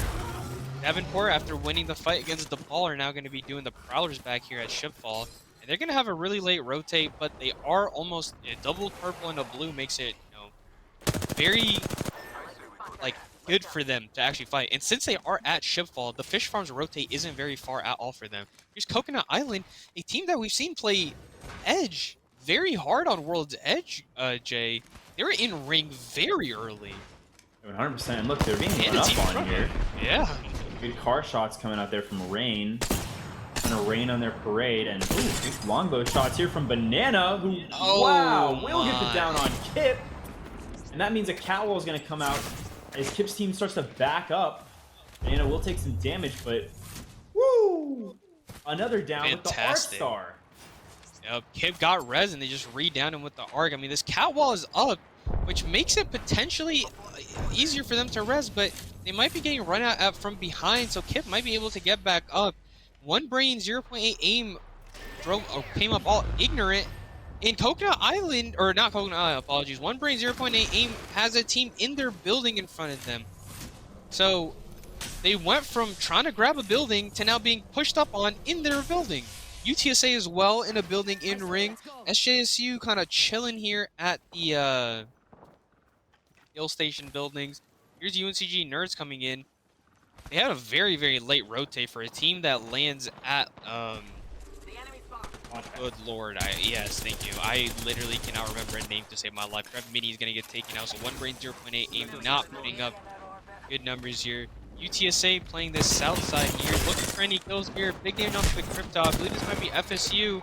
And it is. Kuzer does get taken out in a bad spot, though. And Navon's going to just start running, and Navon might get taken out as well. Banana doing so well with the cleanup on that longbow, just sitting on height for Coconut Island, beaming everyone with the longbow, if I can call it beaming. It's not necessarily a charge rifle, but hitting those huge mammoth-sized bullets onto the teams in the water. So doing a great job for Coconut Island. We see Los Tres Gatitos on the rotation, and then UNCW playing hard edge, it looks like. And I think there might be a team on their left. They did just catwall. Percy is down. And it looks like UNCW is going to leave and just rotate away. Yeah, they're getting run at by Tamu very far in ring, and it looked like they wanted to craft and play late here at the crafter. They didn't expect Tamu to actually be there. Mateo here on the Caustic. I think Davenport usually does better on Stormpoint, and I think it's already evident that they are doing better. Good damage there with the G7 by Bullet Bait. They do already have 3 KP, and I believe they're only at 4 points right now, so they're basically doubling it at the moment. LKJ and the Armory, which is a very good spot, and I think Armory might be where it's going to pull to. Percy will go down to Ring after Tamu finished him. We do see a charge rifle. This might be the first one we've seen today, which is very crazy to say after what we saw all of Season 1, guys. Yeah, well, it did get a bit of a nerf. It only has technically 3 beams now before you have to reload, which in my opinion is a huge nerf to it. I haven't used it as much. We did see so much of it in Season 1. To think that everyone wanted to grab height, use a charge rifle, beam people, and get easy knocks in that way, but now it takes longer to reload, it doesn't have as many bullets. I just haven't picked it up since then. Yeah, it's a lot hard to justify actually using it because of how much sniper ammo it eats up. Things like the longbow, sentinel, just better weapons right now. We see a lot of longbows being used here in Arctic's hands. We saw it in Banana was doing absolute disgusting work with that thing. So looks like Davenport might be pushing up to RIT roll here. This is the team that we saw earlier getting shot at. What a Seer Q that was. It's the whole team. That Seer Q is everybody also nasty. Speaking of nerfs, we thought it was going to be a nerf, but it's not necessarily a nerf to that Seer Q. It doesn't cancel things anymore, but it will slow the heck out of you, and it's super annoying to play off of. I hate being hit by the Seer Q, and I'm sure some of these players do. Now, it looks like UNC is struggling in this fight here. Bubbles almost getting down here, and Moose becoming a death box. Now it's just up to Half. Oh, and Half gets taken out. Bubbles trying to clutch, but being taken out there. Kuzer. I'm surprised Kamal got a kill there. I thought Trev and Kip had both gone down. So is Kamal in there as a solo, or did they somehow get their entire team back up? And it looks like they actually got a full reset somehow. Here's the Trident with a Rampart wall. with the Rampart wall on it coming in. They're gonna do the Prowlers and play this edge side here. Not bad by AU Navy, especially with the Trident itself. Good positioning too. They have a pretty good walk up into that ring as long as they don't get mirrored from behind. And we see Team 20 here, the ones with thumbs, pushing up into the building. They don't have digis, so playing on that bank smoke is going to be a little bit difficult. But they do have a Cat, a Bang, and a Mad Maggie. If they use that drill to get some damage on the team above them, they have a push, but it looks like they're going to swing around the fence and use that Maggie. They're going to use the Maggie Mag Ball to rotate. They're actually just going to go around the rock here into the water, and that's pretty doesn't smart. look like they'll be running into anybody, so hopefully they have a free rotate. It is a little hard to get in, as we see Los Tres Gatitos shooting at people as well, and Davenport has moved into Gale Station, so they're just going to be chilling here. UTSA also rezzed Kuzer, and Kuzer now downs and finishes Trev Meany. So we've seen one Brain 0.8 take tons of damage. Good Prowler shots by Juice, by the way, as the team walks into the other side of their building again. What a the Maggie Ball is going to Q. get thrown out, and it goes through one. It actually hits them, but no push is going to happen. And once again, Rain with this G7 going to take out Kamal on your top right. And we keep seeing one Brain 0.8 aim go down They cannot multiple catch a times. break. I think they've gotten knocked around 6 to 7 times now, but their ability to reset into their 5 is impressive.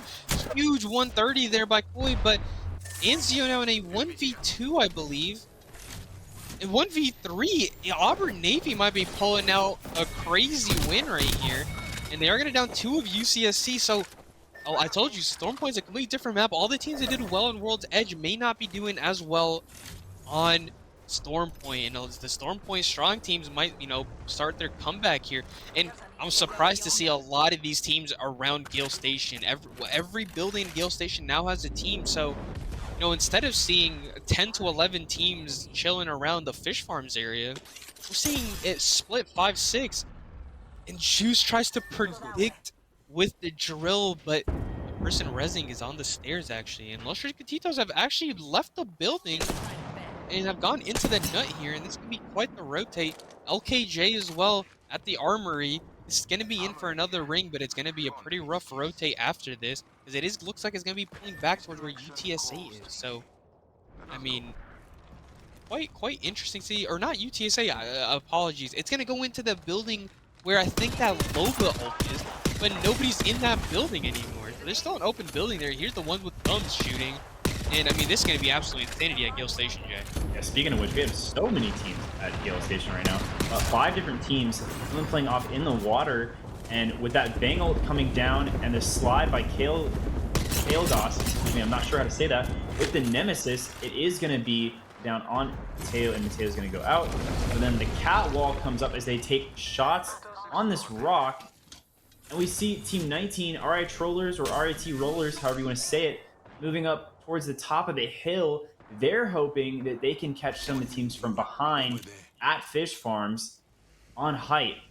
But speaking of height, Banana and the rest of his team are still sitting in that building in the water.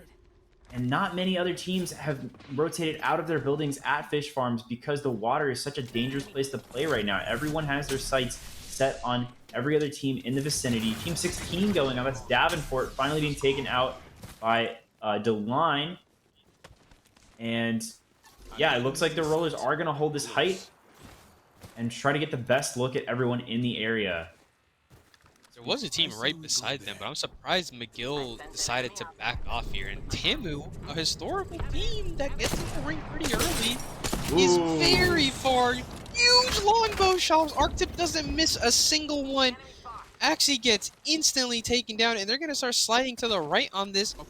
McGill, though, is right behind them. Arctip is hard egoing this because they think this is McGill.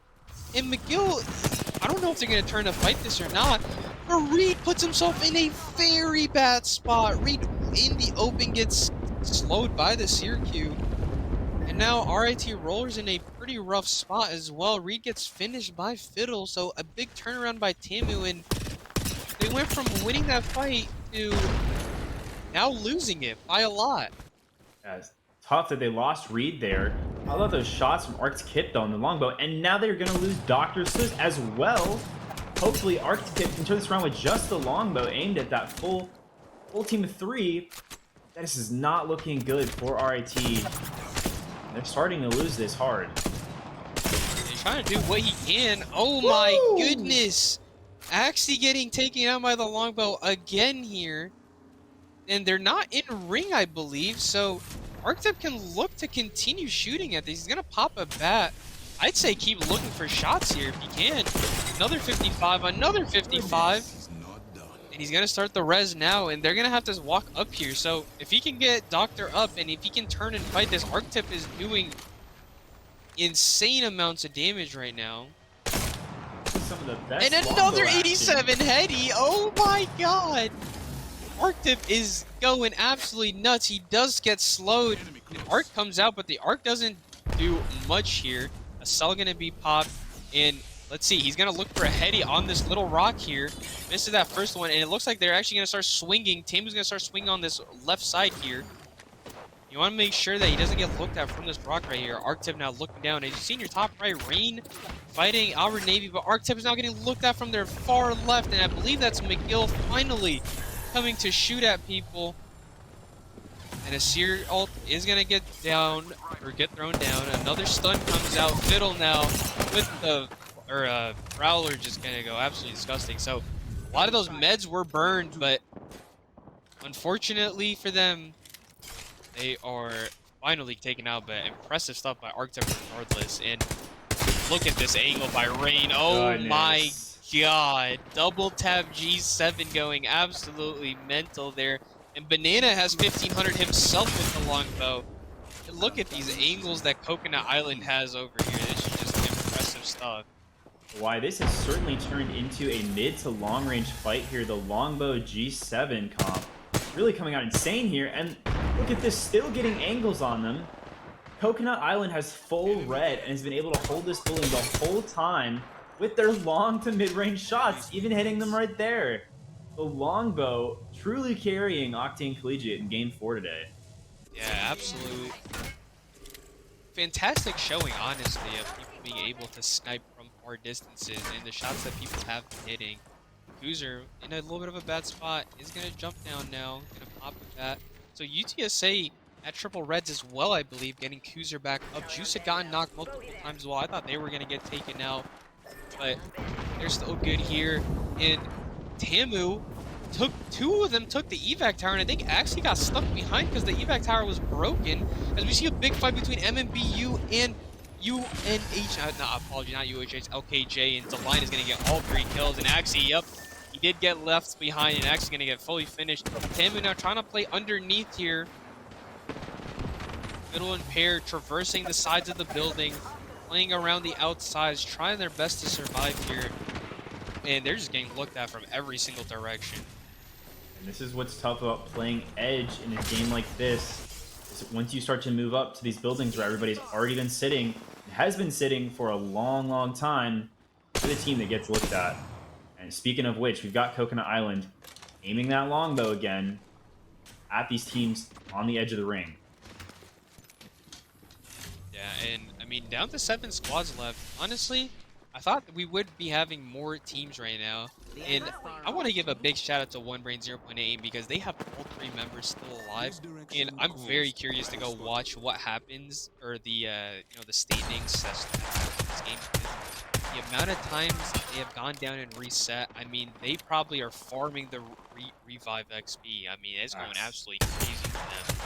But Kuzer with the 30-30, trying to get shots onto the right and left here. Trying to do damage wherever he can. Rain is going to down pair, so Tamu might start going down here to Coconut Island. Hogmai Ninja going to start popping a Phoenix here. Take big damage from, I believe that is Juice's Maggie Drill.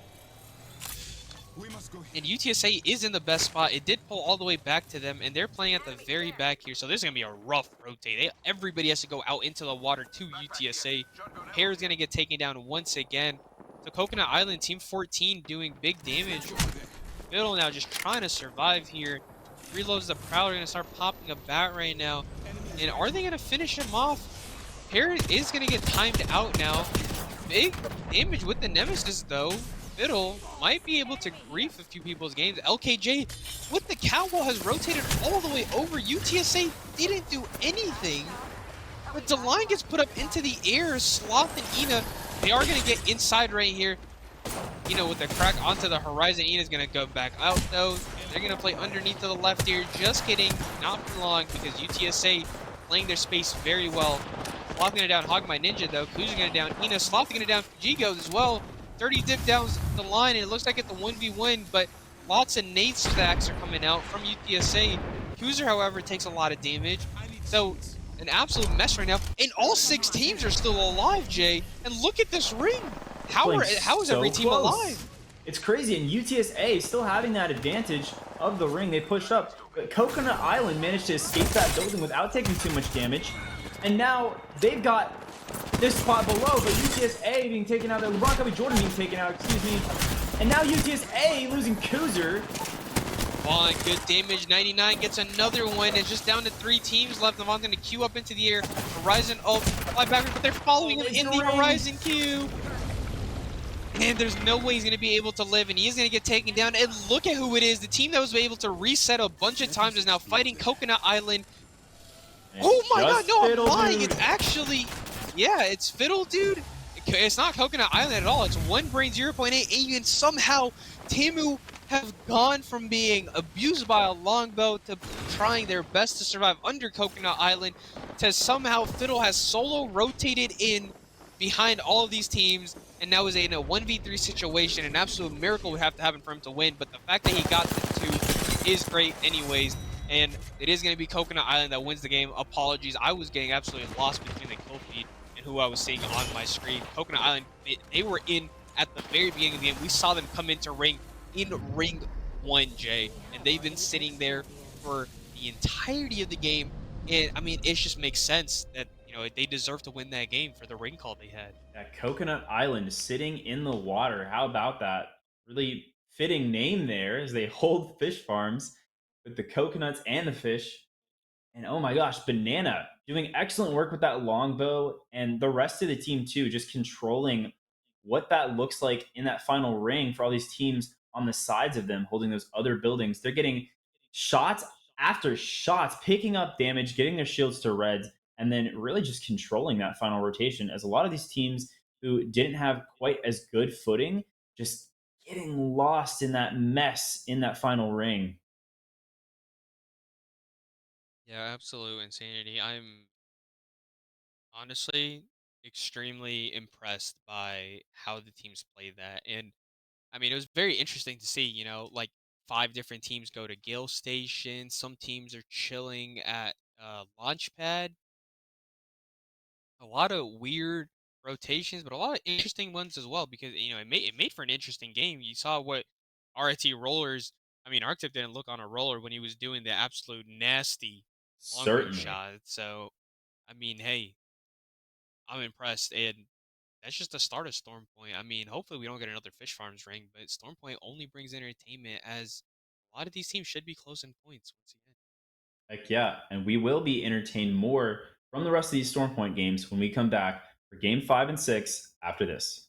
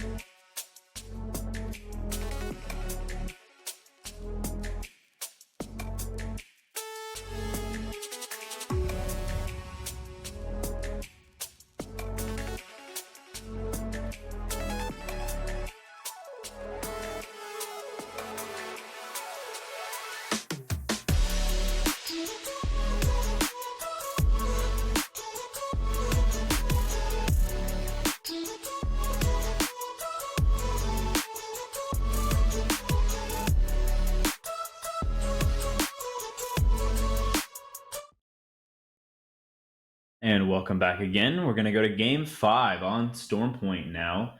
These standings have been changing every single game, and they have been shaken up yet again, OI. Look at this Coconut Island in first. Yeah, I mean, they've been showing off, that they can get kills on Edge on World's Edge and that they can as well play Ring when they need to on that Stormpoint game. Got in very early to that building, held off literally everybody for so long. I mean, I also want to give a shout out to Windbrain 0.8 in putting up a big game there as well. Their ability to reset, continue to come back when they need to. I'm surprised that UTSA Roadrunners is only at ninth place with 20 points after they, I believe, got a top four, top three placement in that game. But it is very close between that eighth to, around that 13th spot. And it is also a very close race for the top four, top three spots. Blamers and Bloomers putting up a big game as well are now at 46 points, or not a big game, but a big performance so far.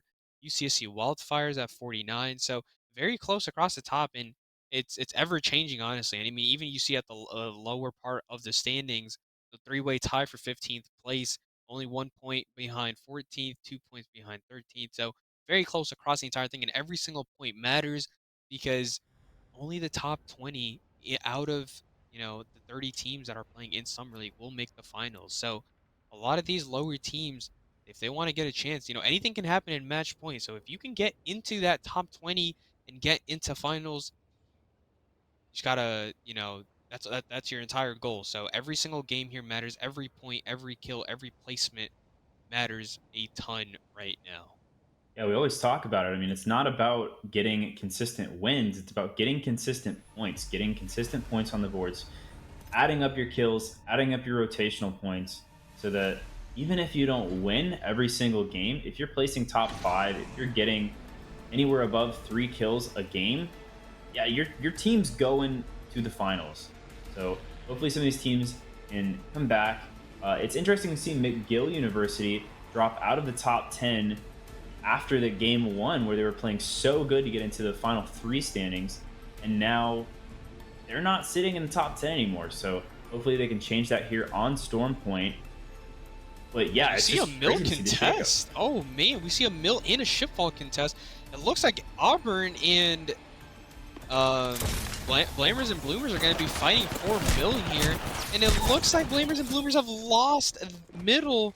So the top 3 team is going to be contesting Auburn once again, and Auburn contested here last weekend against Edenboro, and they won 2 out of the 3, maybe 3 out of 3 fights here, and forced Edenboro to go to Bean, I believe. So Auburn showing that they know how to contest mill and that they're going to play for it in a 3v2 situation here, and they probably also have the armor advantage as well. So Blamers and Bloomers, a team that is in 3rd place, very, very close to 2nd, is maybe already out of this game. And, this matters especially more for them because they joined late and they don't have any points from week 1. So they only have 2 game days to play for. They do get 1 knock. Siwa is alive for now.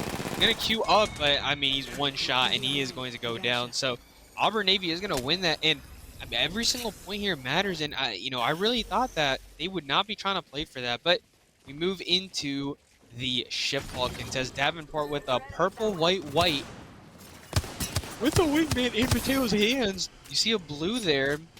And I don't know how much Davenport is going to push this. It's very hard to push through this pipe because everybody's just going to be staring. So, especially with the Caustic big body, who knows how that's going to work. I don't believe they'll push that. They have to go up on the wire and then push onto a caustic barrel. Not a smart deal there.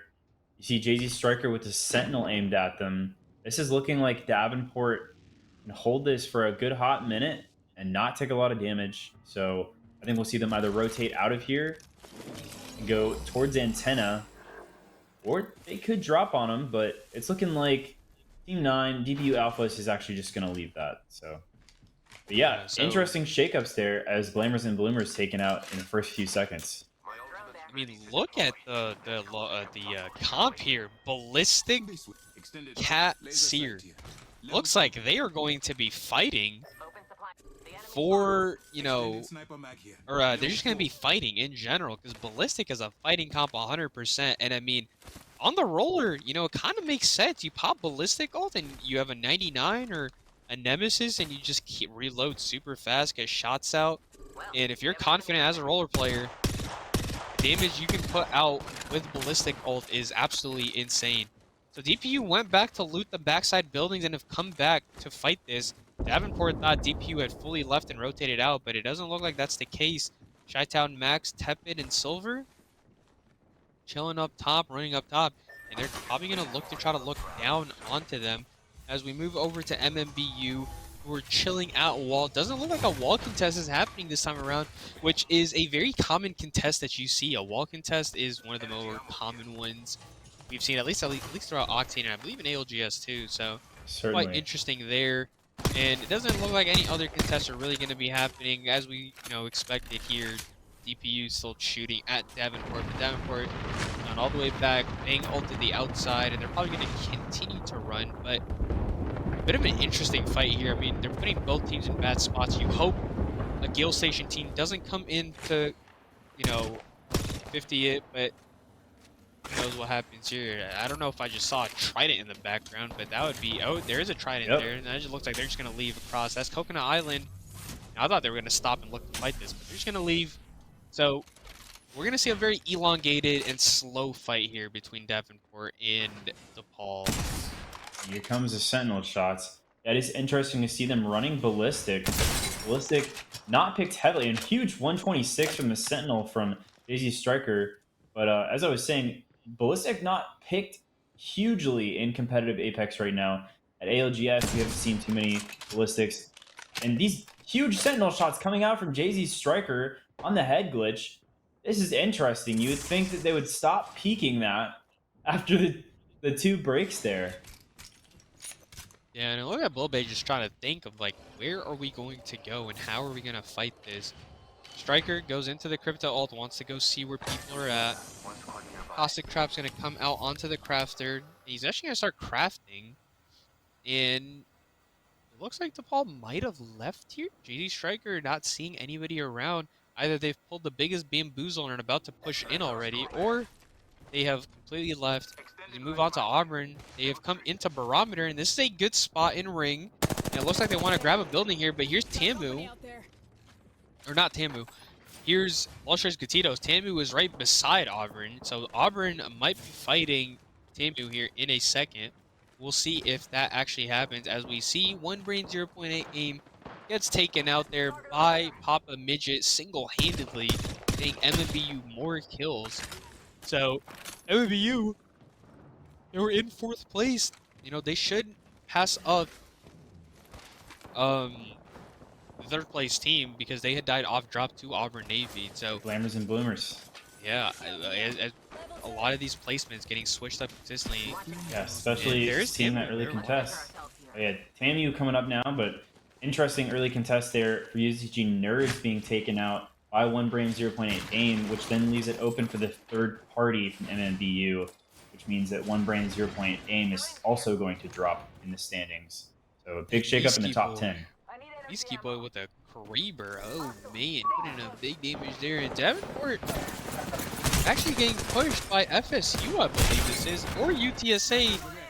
And it is UTSA. It looks like FSU stole a kill there with the Sentinel. See Super get one. They're going to start pushing in now as well, but no trades have happened. Cruiser's going to take a lot of damage here.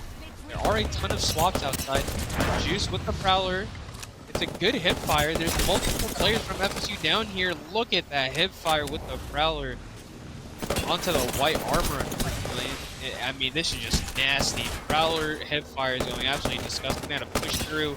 More Prowler shots got to come in. A little bit of a finish spam action. FSU going to get fully taken out. UTSA didn't even drop a single player. A lot of these teams converging on this south side of Barometer. DPU actually going to get in, so it was smart for them to leave Davenport because Davenport has now died early. So Banana and Coconut Island with, guess what? I believe this is another longbow.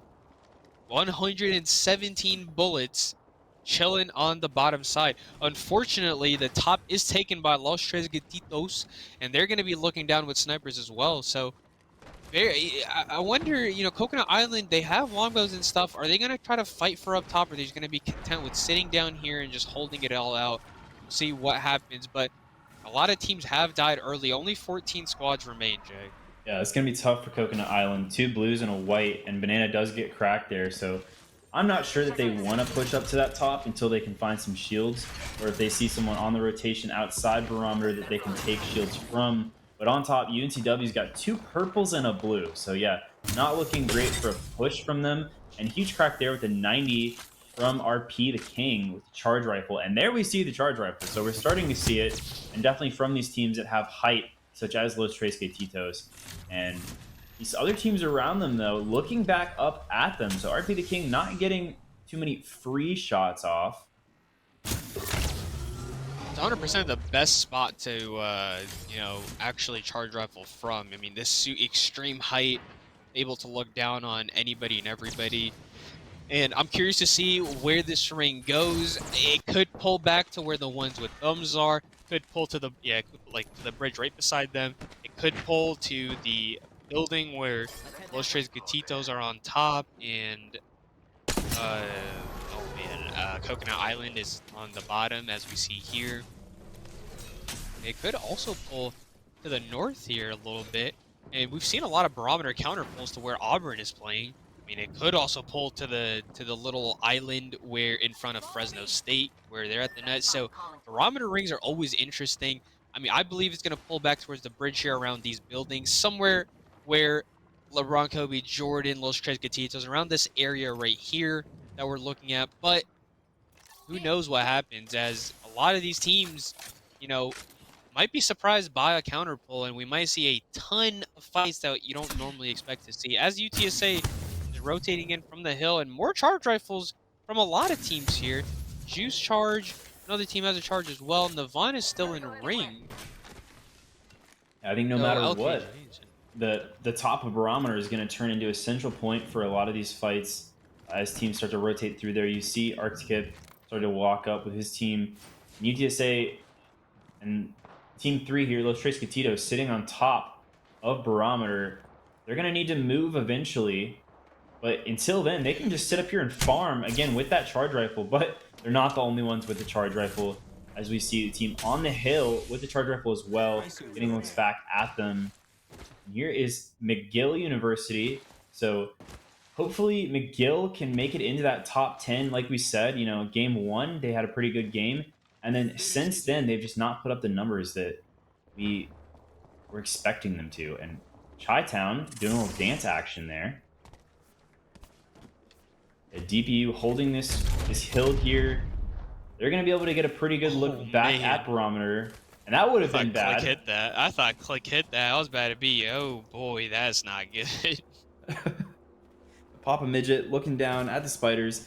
They're going to be able to just sit on this hill for a good while. They've got 20 seconds till the ring closes. If they want to, they can move up on that nut to try to take a fight. But they could take a lot of damage from the teams on height in the rest of the area if they do that and have to play outside the nut in the water. And no teams have died at all this entire ring closing, and you see a lot of buildings and stuff and places are just in right now. As we look at this ring, let's see where it pulls to. I believe it's going to go south, but it is going to go to the left here, and look at that. The counter pull is happening, and DPU might be in a really good spot. It might also pull up to where Auburn and TAMU are. I haven't seen much rings that pull right to where DPU is playing. It's going to maybe pull to the left here where those pipes are. You see the yellow pipes on the left there. So, I mean, look at that pull. You had a lot of those teams in those buildings to the right, and it is not going to end there. It is instead going to probably pull to this left side. Definitely favoring DPU and Los Tres Gatitos there, as they get to just hold barometer for a good hot minute and watch everybody else fight. And including Wildfires on the hill. So Wildfires moved up and actually decided to take this fight. Big Prowler shot, but Inzio takes a lot of damage. He tricks in Koi. Koi cancels his bat to come Thermite up here. And the Caustic Trap is going to go off to the left. Spicy Bee is going to go down. Koi trying to traverse this. Doesn't do as much damage as he could have. He's going to opt to reload the 99 instead of pulling the flatline now. Papa Midge is the only one alive. He's just going to slide down, and it looks like UCC Wildfires has won the fight. 2 alive. Looks like Z-Trix should get rezzed here soon. And a quite interesting edge fight to take here. Wildfires playing very aggressive here, as they're used to doing, and it works well for them.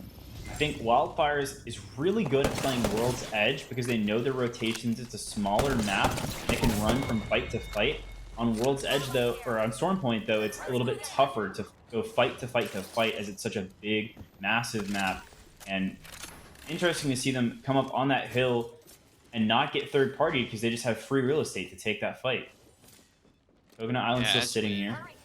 We see, I mean, Coconut Island's still chilling here, and you know they're pinging buildings and stuff, but I don't think they're gonna move until late. UNCW is gonna come in to the little island here, and this isn't a bad spot as long as they can stay behind and keep off the team pushing into them right now.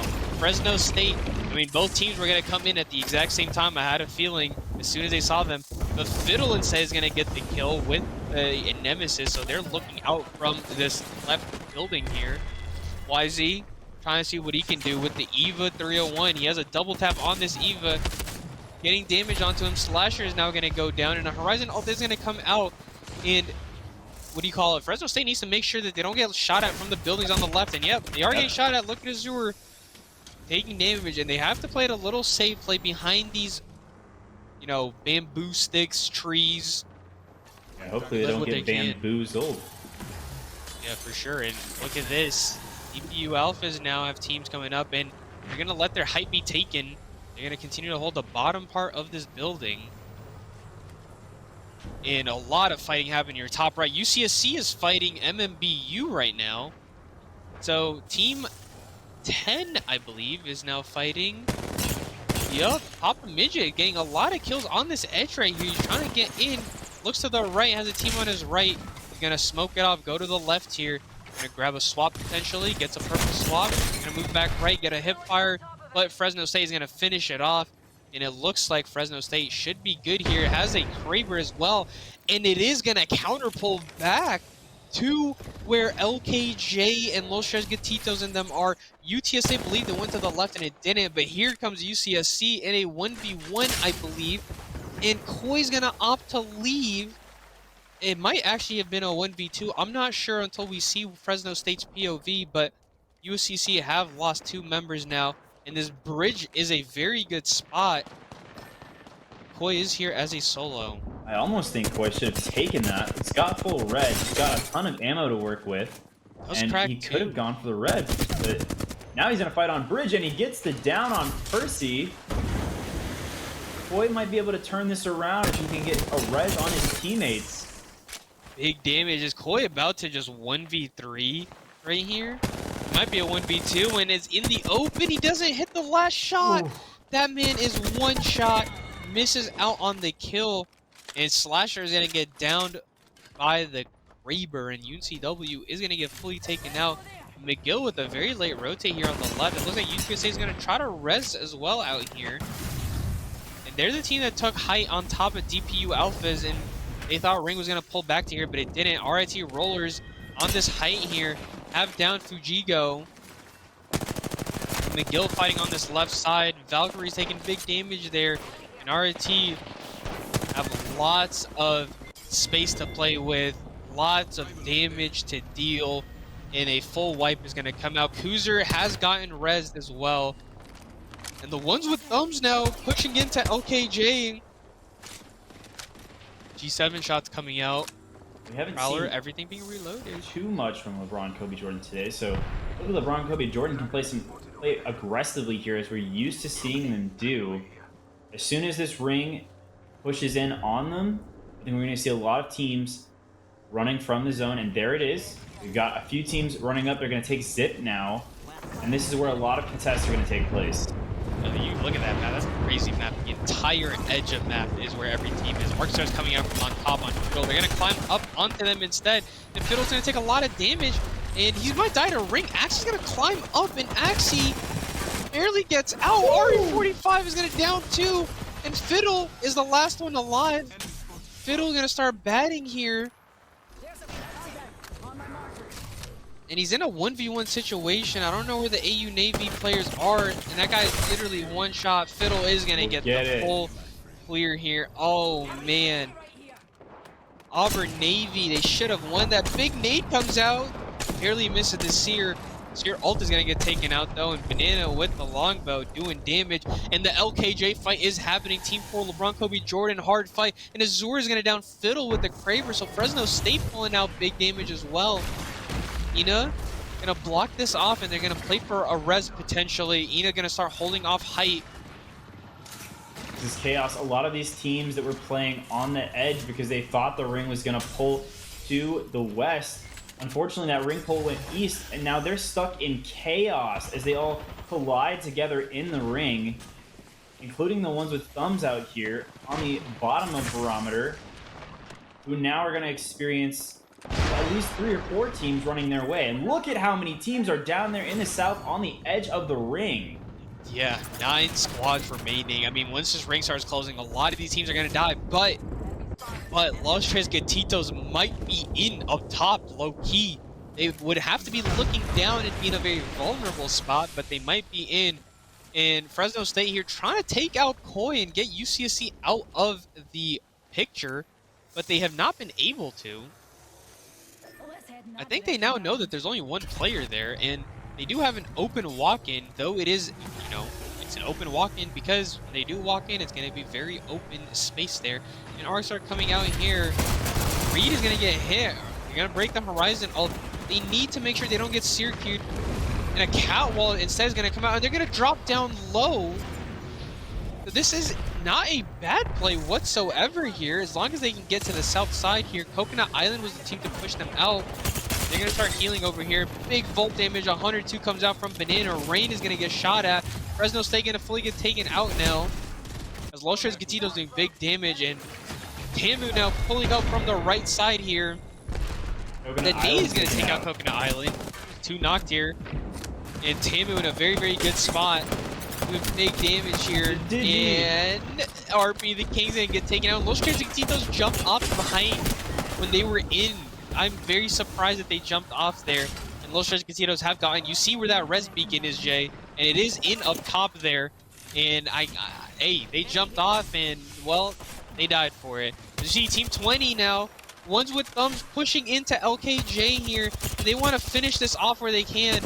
Damage with the Volt, a flatline spray coming out. And almost cracks. I believe that's the line there. And they're going to finish off the knocks down here. Kilgoss and them are in a pretty good spot here. And 5 squads, 13 people. I believe there's 2 solos or maybe a duo and a solo left. Ina is the solo, I believe. So Tamu Maroon on height here. Very, very good spot from them. And this Bocek has been doing crazy work for Axie. 6 kills on his end and 1100 damage. And as this ring starts closing, Jay, about to see absolute insanity. And this is where the chaos is going to occur. All these teams got caught on the rotations with the ring, and now they're suffering for it. Axie is going to not suffer, though, for his team Tamu, as they have the ultimate positioning here. They drop down and get a fresh look at everyone. They have the bow check. They're doing massive damage with the nades, and they have that cat for the final ring. So we're going to start seeing some cat walls come out. And oh, huge damage for Kilgoss, though. But the ring is at their backs, and they're going to take big damage as Team 20, the ones with thumbs, need to put those thumbs to work as they push out onto Tamu. And here comes Ina. And Axie goes down. And LeBron Kobe Jordan goes down. And now DBU Alphas goes down, and it's a 3. 3 left, and Fiddleton is the only one left to Tamu. Chaos. Absolute insanity. Oh my goodness. RIT Rollers, aka RI Trollers, might be pulling out a big dub here. And these 2 teams are towards the bottom here. This is a huge game for whoever wins this. The ones with thumbs are a trio and alive. So if RI Trollers can reset up top, if RIT is somehow able to reset, this might become a interesting 3v3 here. And look at where Ring is ending. It might even be a heal off. And they are going to start rezzing Dr. Seuss right now. Arctip now looking down with the Nemi. Gets a big 90 onto one. One climbs up here. And Seuss is... No, Reed is going to go down. Seuss is still alive. But 2 of them are flesh health. And a 116 spray is going to come out. Arctip is literally one in... The ones with thumbs are going to clutch up, climb up, and win the game. RIT gets a big second place for them, so huge game for both of these teams, and they are going to jump up to that top 10 spot for sure, Jay. And, I mean, we talked about it. Stormpoint brings out absolute chaos, and let's see what the standings look like after this game, because going into Game 6, this might be an all-out brawl for a top 3 spot between 8 to 9 teams. Facts. What a final ring there. RIT just damaged a little too much in that fight, and then they go to shield bat, and that is when the climb up from the ones with thumbs occurs, which gives them the secured dub. So shout out to Team 20, the ones with thumbs. They got their first win of the day, and it is looking like a reoccurring theme of shaking things up here. It is so exciting to see some of these teams that haven't gotten the dub refreshing and actually getting it. So yeah, big games of why. When we come back, it'll be our final game of the day, Game 6 on Stormpoint. Like you said, I expect it to be a huge all-out brawl.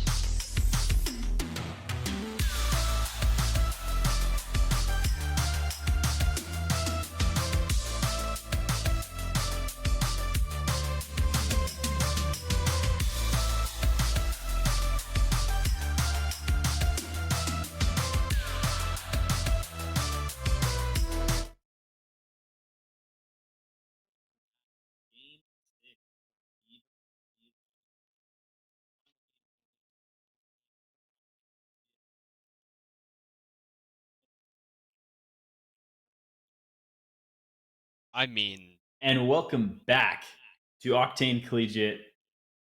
It's our final game of the day on Storm Point, Game 6. Why? What are you excited for?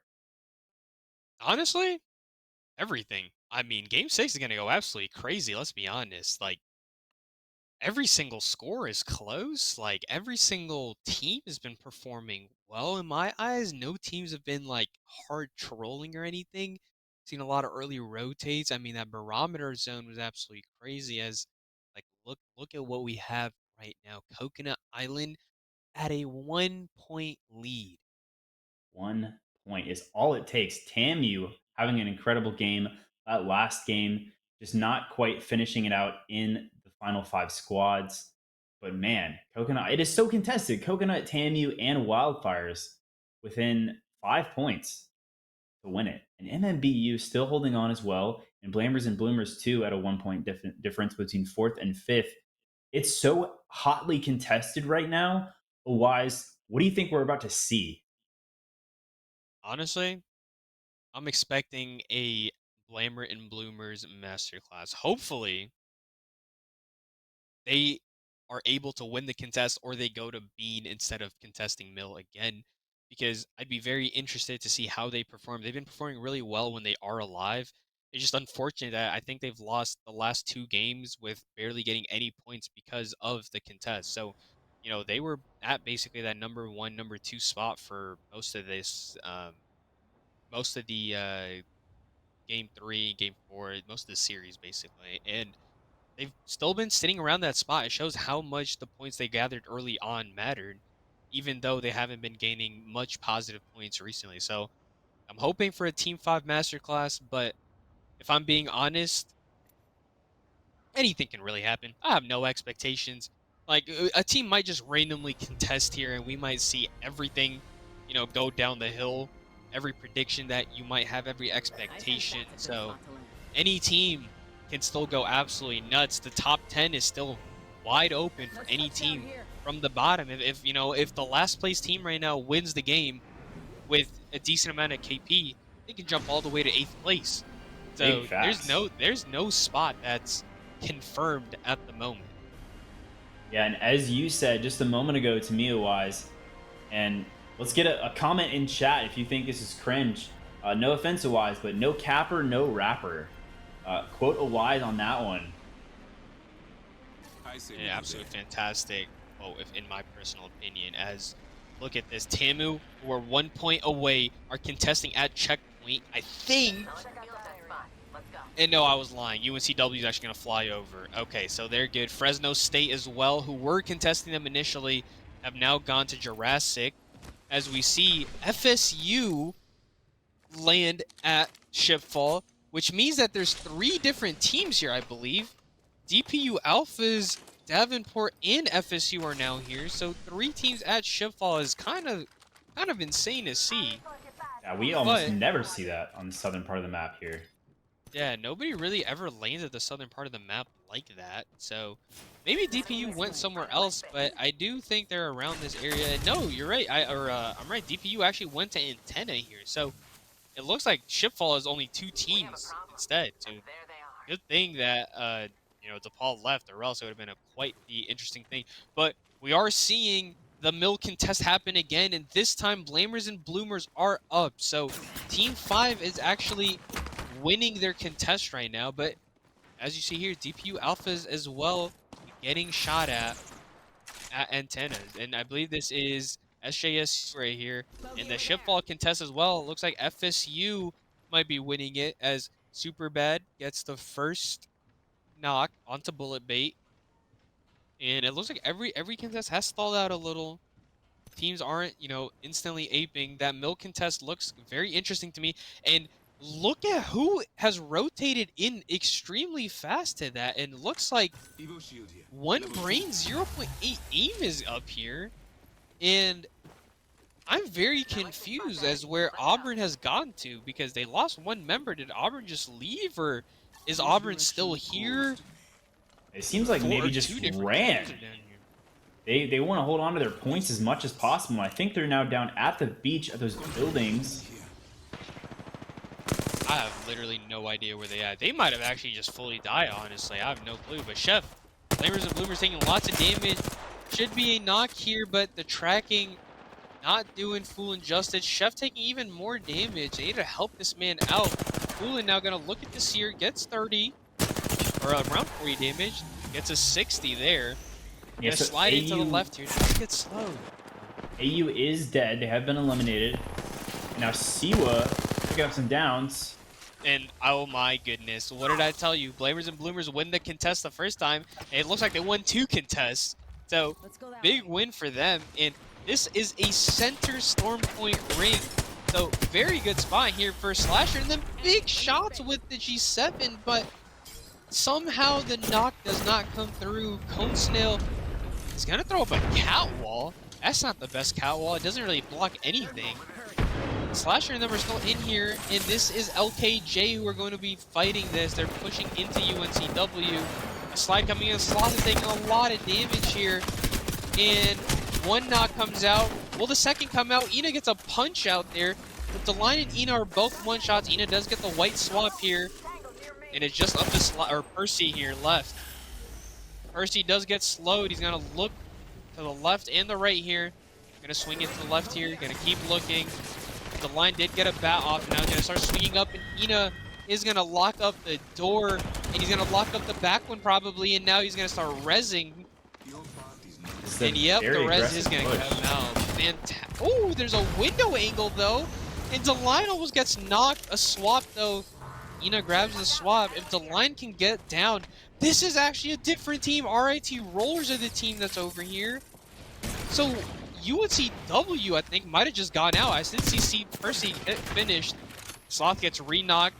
Arctip trying to do what they can. And, I mean, hey, this is the best spot, I believe, in the ring, potentially.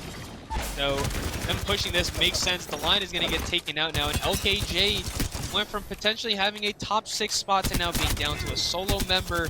And RIT Rollers, who pulled out a huge game last game with a 2nd place. And LKJ is going to go out in 16th place, Jay, which means that they are not going to get 1st place today. And they might also not be able to take that 1st place overall. They only needed to get 13 points after the end of today. And they might not be able to even get that. So Edenborough looking at that and saying, thank you, RIT, getting us that 1st spot. As we see Tamu now fighting UNCG Nerds, and Moose takes the cannon. Will Bubbles be able to get to it? He does get stunned, and Bubbles is going to take it. Is he going to get knocked in the air here? The shots have not hit, and Axie and them are just going to bat. Tamu, they're trying their best to, you know, get a point here to get to the 2nd place, but they're fighting the #1 team right now. Coconut Island and Tamu, the #1 and #2 teams in the lobby, are fighting each other. And Axie's going to get a knock on to Hafteishi. Mr. Haft is going to go down. So he wasn't able to leave with Bubbles and Moose, unfortunately. A bot there from UNCG Nerds, and now Coconut gets a free swing on Tamu. It's not working out in Tamu's favor. Mildew goes down, and this is so aggressive for Coconut Island, as they played all day very aggressively. And they've taken him out. They're done for. Tamu has gotten out to Coconut Island. Coconut Island will retain their 1st place for now, but it is not fully safe. Blamers and Bloomers with the big game can take it. UCSC Wildfires, who are alive, can take it. A lot of teams that can take this ring at any time. FSU Esports now coming in. It looks like they might want to grab the armory here. They're going to chill at this building. I don't know what they're thinking. There is a team to their right here. RIT is right here. There you might grab the Trident. No, they're not. They're not going to grab the Trident. And they're walking up all ignorant here. There's nobody in this building. It doesn't look like it. RIT went back up the hill. UNCG Nerds going to res at the back here as well. A lot of these teams trying to reset, replay where they can. Very, very interesting stuff that is going down right now. I, you know, am impressed with everything that I'm seeing. Same. Very interesting to see that Loba, as we spoke earlier about that comp. It is interesting to see the Loba, but it's actually pretty viable when you think about the fact that you can get those banners from the crafter. Now they're resing half, and they're just going to get a free reset on the edge of the ring. FSU, speaking of reset, is not going to have that same opportunity. They do have a lifeline, which is, we love to see that. It's my favorite legend. So if the opportunity comes, they could do the same thing, but it's looking like they're going to struggle here on this fence, taking shots from literally everyone on height. Yeah, Amber's, that's very risky to, try to res that, and they are going to get 2 finishes. So FSU back to a solo. Bacon, though, is a crypto, so if he can run out and get out, he'll be able to live. But you're seeing a big fight happen in your top right, and McGill, even though they did get 1 or 2 members down, have also gone out. RIT Rollers trying to put up what they can here in terms of big game 6. They put up a big game 5. So UTSA now are flying in.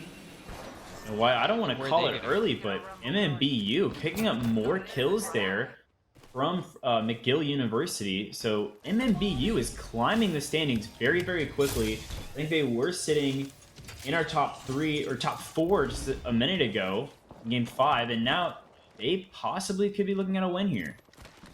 Yeah, I mean, they're going to jump up the standings 100% as well. So a lot of these teams doing what they can here. I'm just impressed to see that they have composure and they're able to, continue to...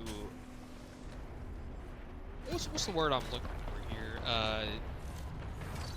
Swag on Keep them? fighting along, I guess. Yeah, I don't know what I was going to say, honestly. We'll go Kinda with that. blank, but, hey, a lot of these teams enjoying themselves right here, fighting, shooting at every single person in sight. And a lot of people have rotated early into this area, which I believe is where Ring is going to end, around these houses, Armory. So a bit of open space here for Coconut Island. If they get walked up on from behind, they're in a pretty bad spot. But they have killed the closest team to them in Team Maroon. They only have to worry about MMBU and UCSC Wildfires, I believe, as UTSA in your top right are now fighting as well. Bacon had gotten to, but Red has gone back down. I don't know if Super is still alive or not, but very interesting, from every single member here on who they're going to go for, who they're going to look at. A lot of very interesting choices being made. Speaking of which, this ring is pretty interesting. There is a lot of cover in this ring. So versus our last 2 games at Barometer and Fish Farms, where Fish Farms is very flat and then Barometers has a lot of height. There's a lot of open spaces that you have to make a cross on in that final ring. Here, we're not going to see too many open spaces. There's a lot of boxes to play off of, little rocks and side angles that teams can use in those final fights to make quick rotations without taking too much fire. So it'll be interesting to see how many teams we're left with come round 3 and 4. But for now, Ring 2 is closing, and it'll be interesting to see what Los Tres Catitos do here on the edge of the ring as they move up into a different building. They know they need to get KP and a good win here as well. Woo. And there goes Super. Good shot by Seawin. Blamers and Bloomers. I mean, hey, that was my prediction at the beginning of the game. I said if they win their contest, they will go crazy. And here they are. They have killed Super, and Bacon is back to a solo, I believe. Let's see if he comes and grabs banners with Crypto. But this is quite the bridge. But look at the rocks on this bridge. I actually didn't know there was this much cover on this bridge area here. Yep, there's Bacon with the drone. Let's see if he's going to come grab it. And no, it is going to get broken. You do see Koi and UCSC fighting Fresno State right now. YZ is going to get around, but Crazy in a very bad spot. They have down to 1. Azur is going to get down. YZ will get down as well. Look at the shots coming out from Anzio and Z-Trix. And this might be a different team walking up on the right here, but the 301 spray is going absolutely nasty right now. Yeah, Wildfire's also heavily contested for our top 3 spots. Wildfire's putting up huge damage numbers and playing this game extremely well. They had a great World's Edge game, and now their Storm Point game is looking equally good. As they're making great rotations, taking fights they know they can win. Look at them on height. They're against the ring. They have teams on their left and right that are a little bit lower than them on height. So they're getting a pretty good look at some of these teams and putting up big damage numbers. If they can continue to do that and pick a team to run at, they're definitely going to get a few squad wipes here.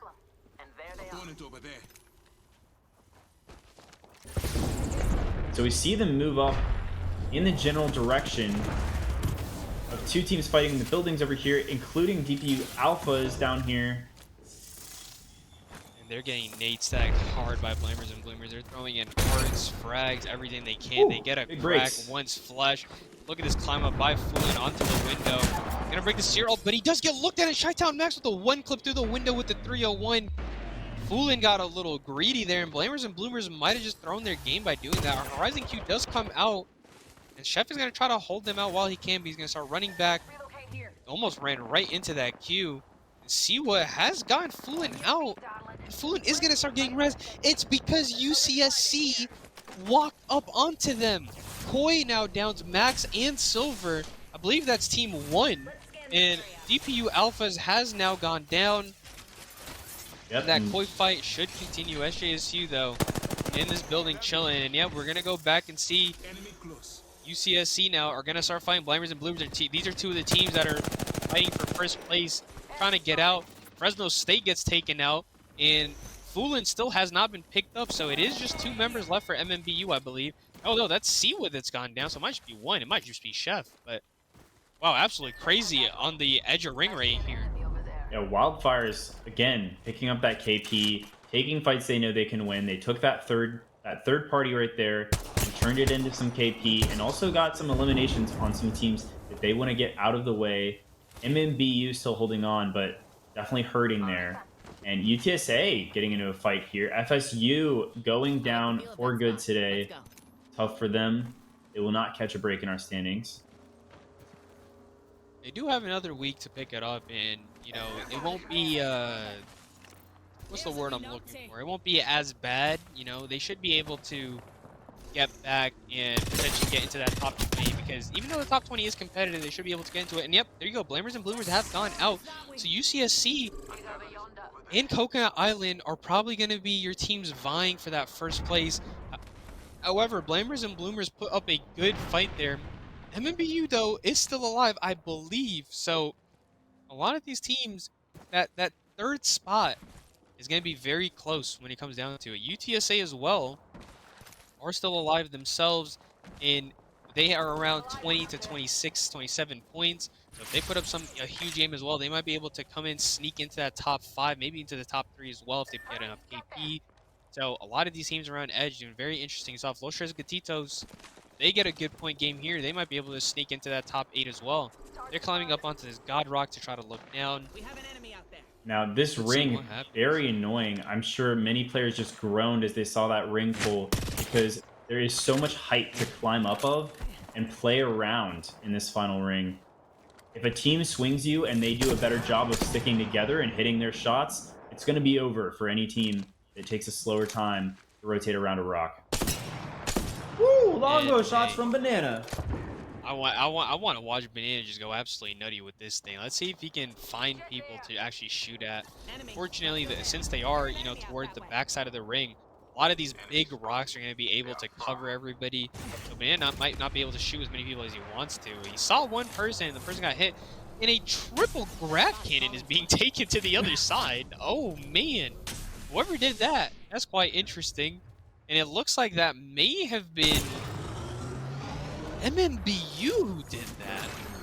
So, very interesting stuff happening there, and they have not died, so I guess they're in a decent spot. But Banana just harassing people with the long. Banana diff, man.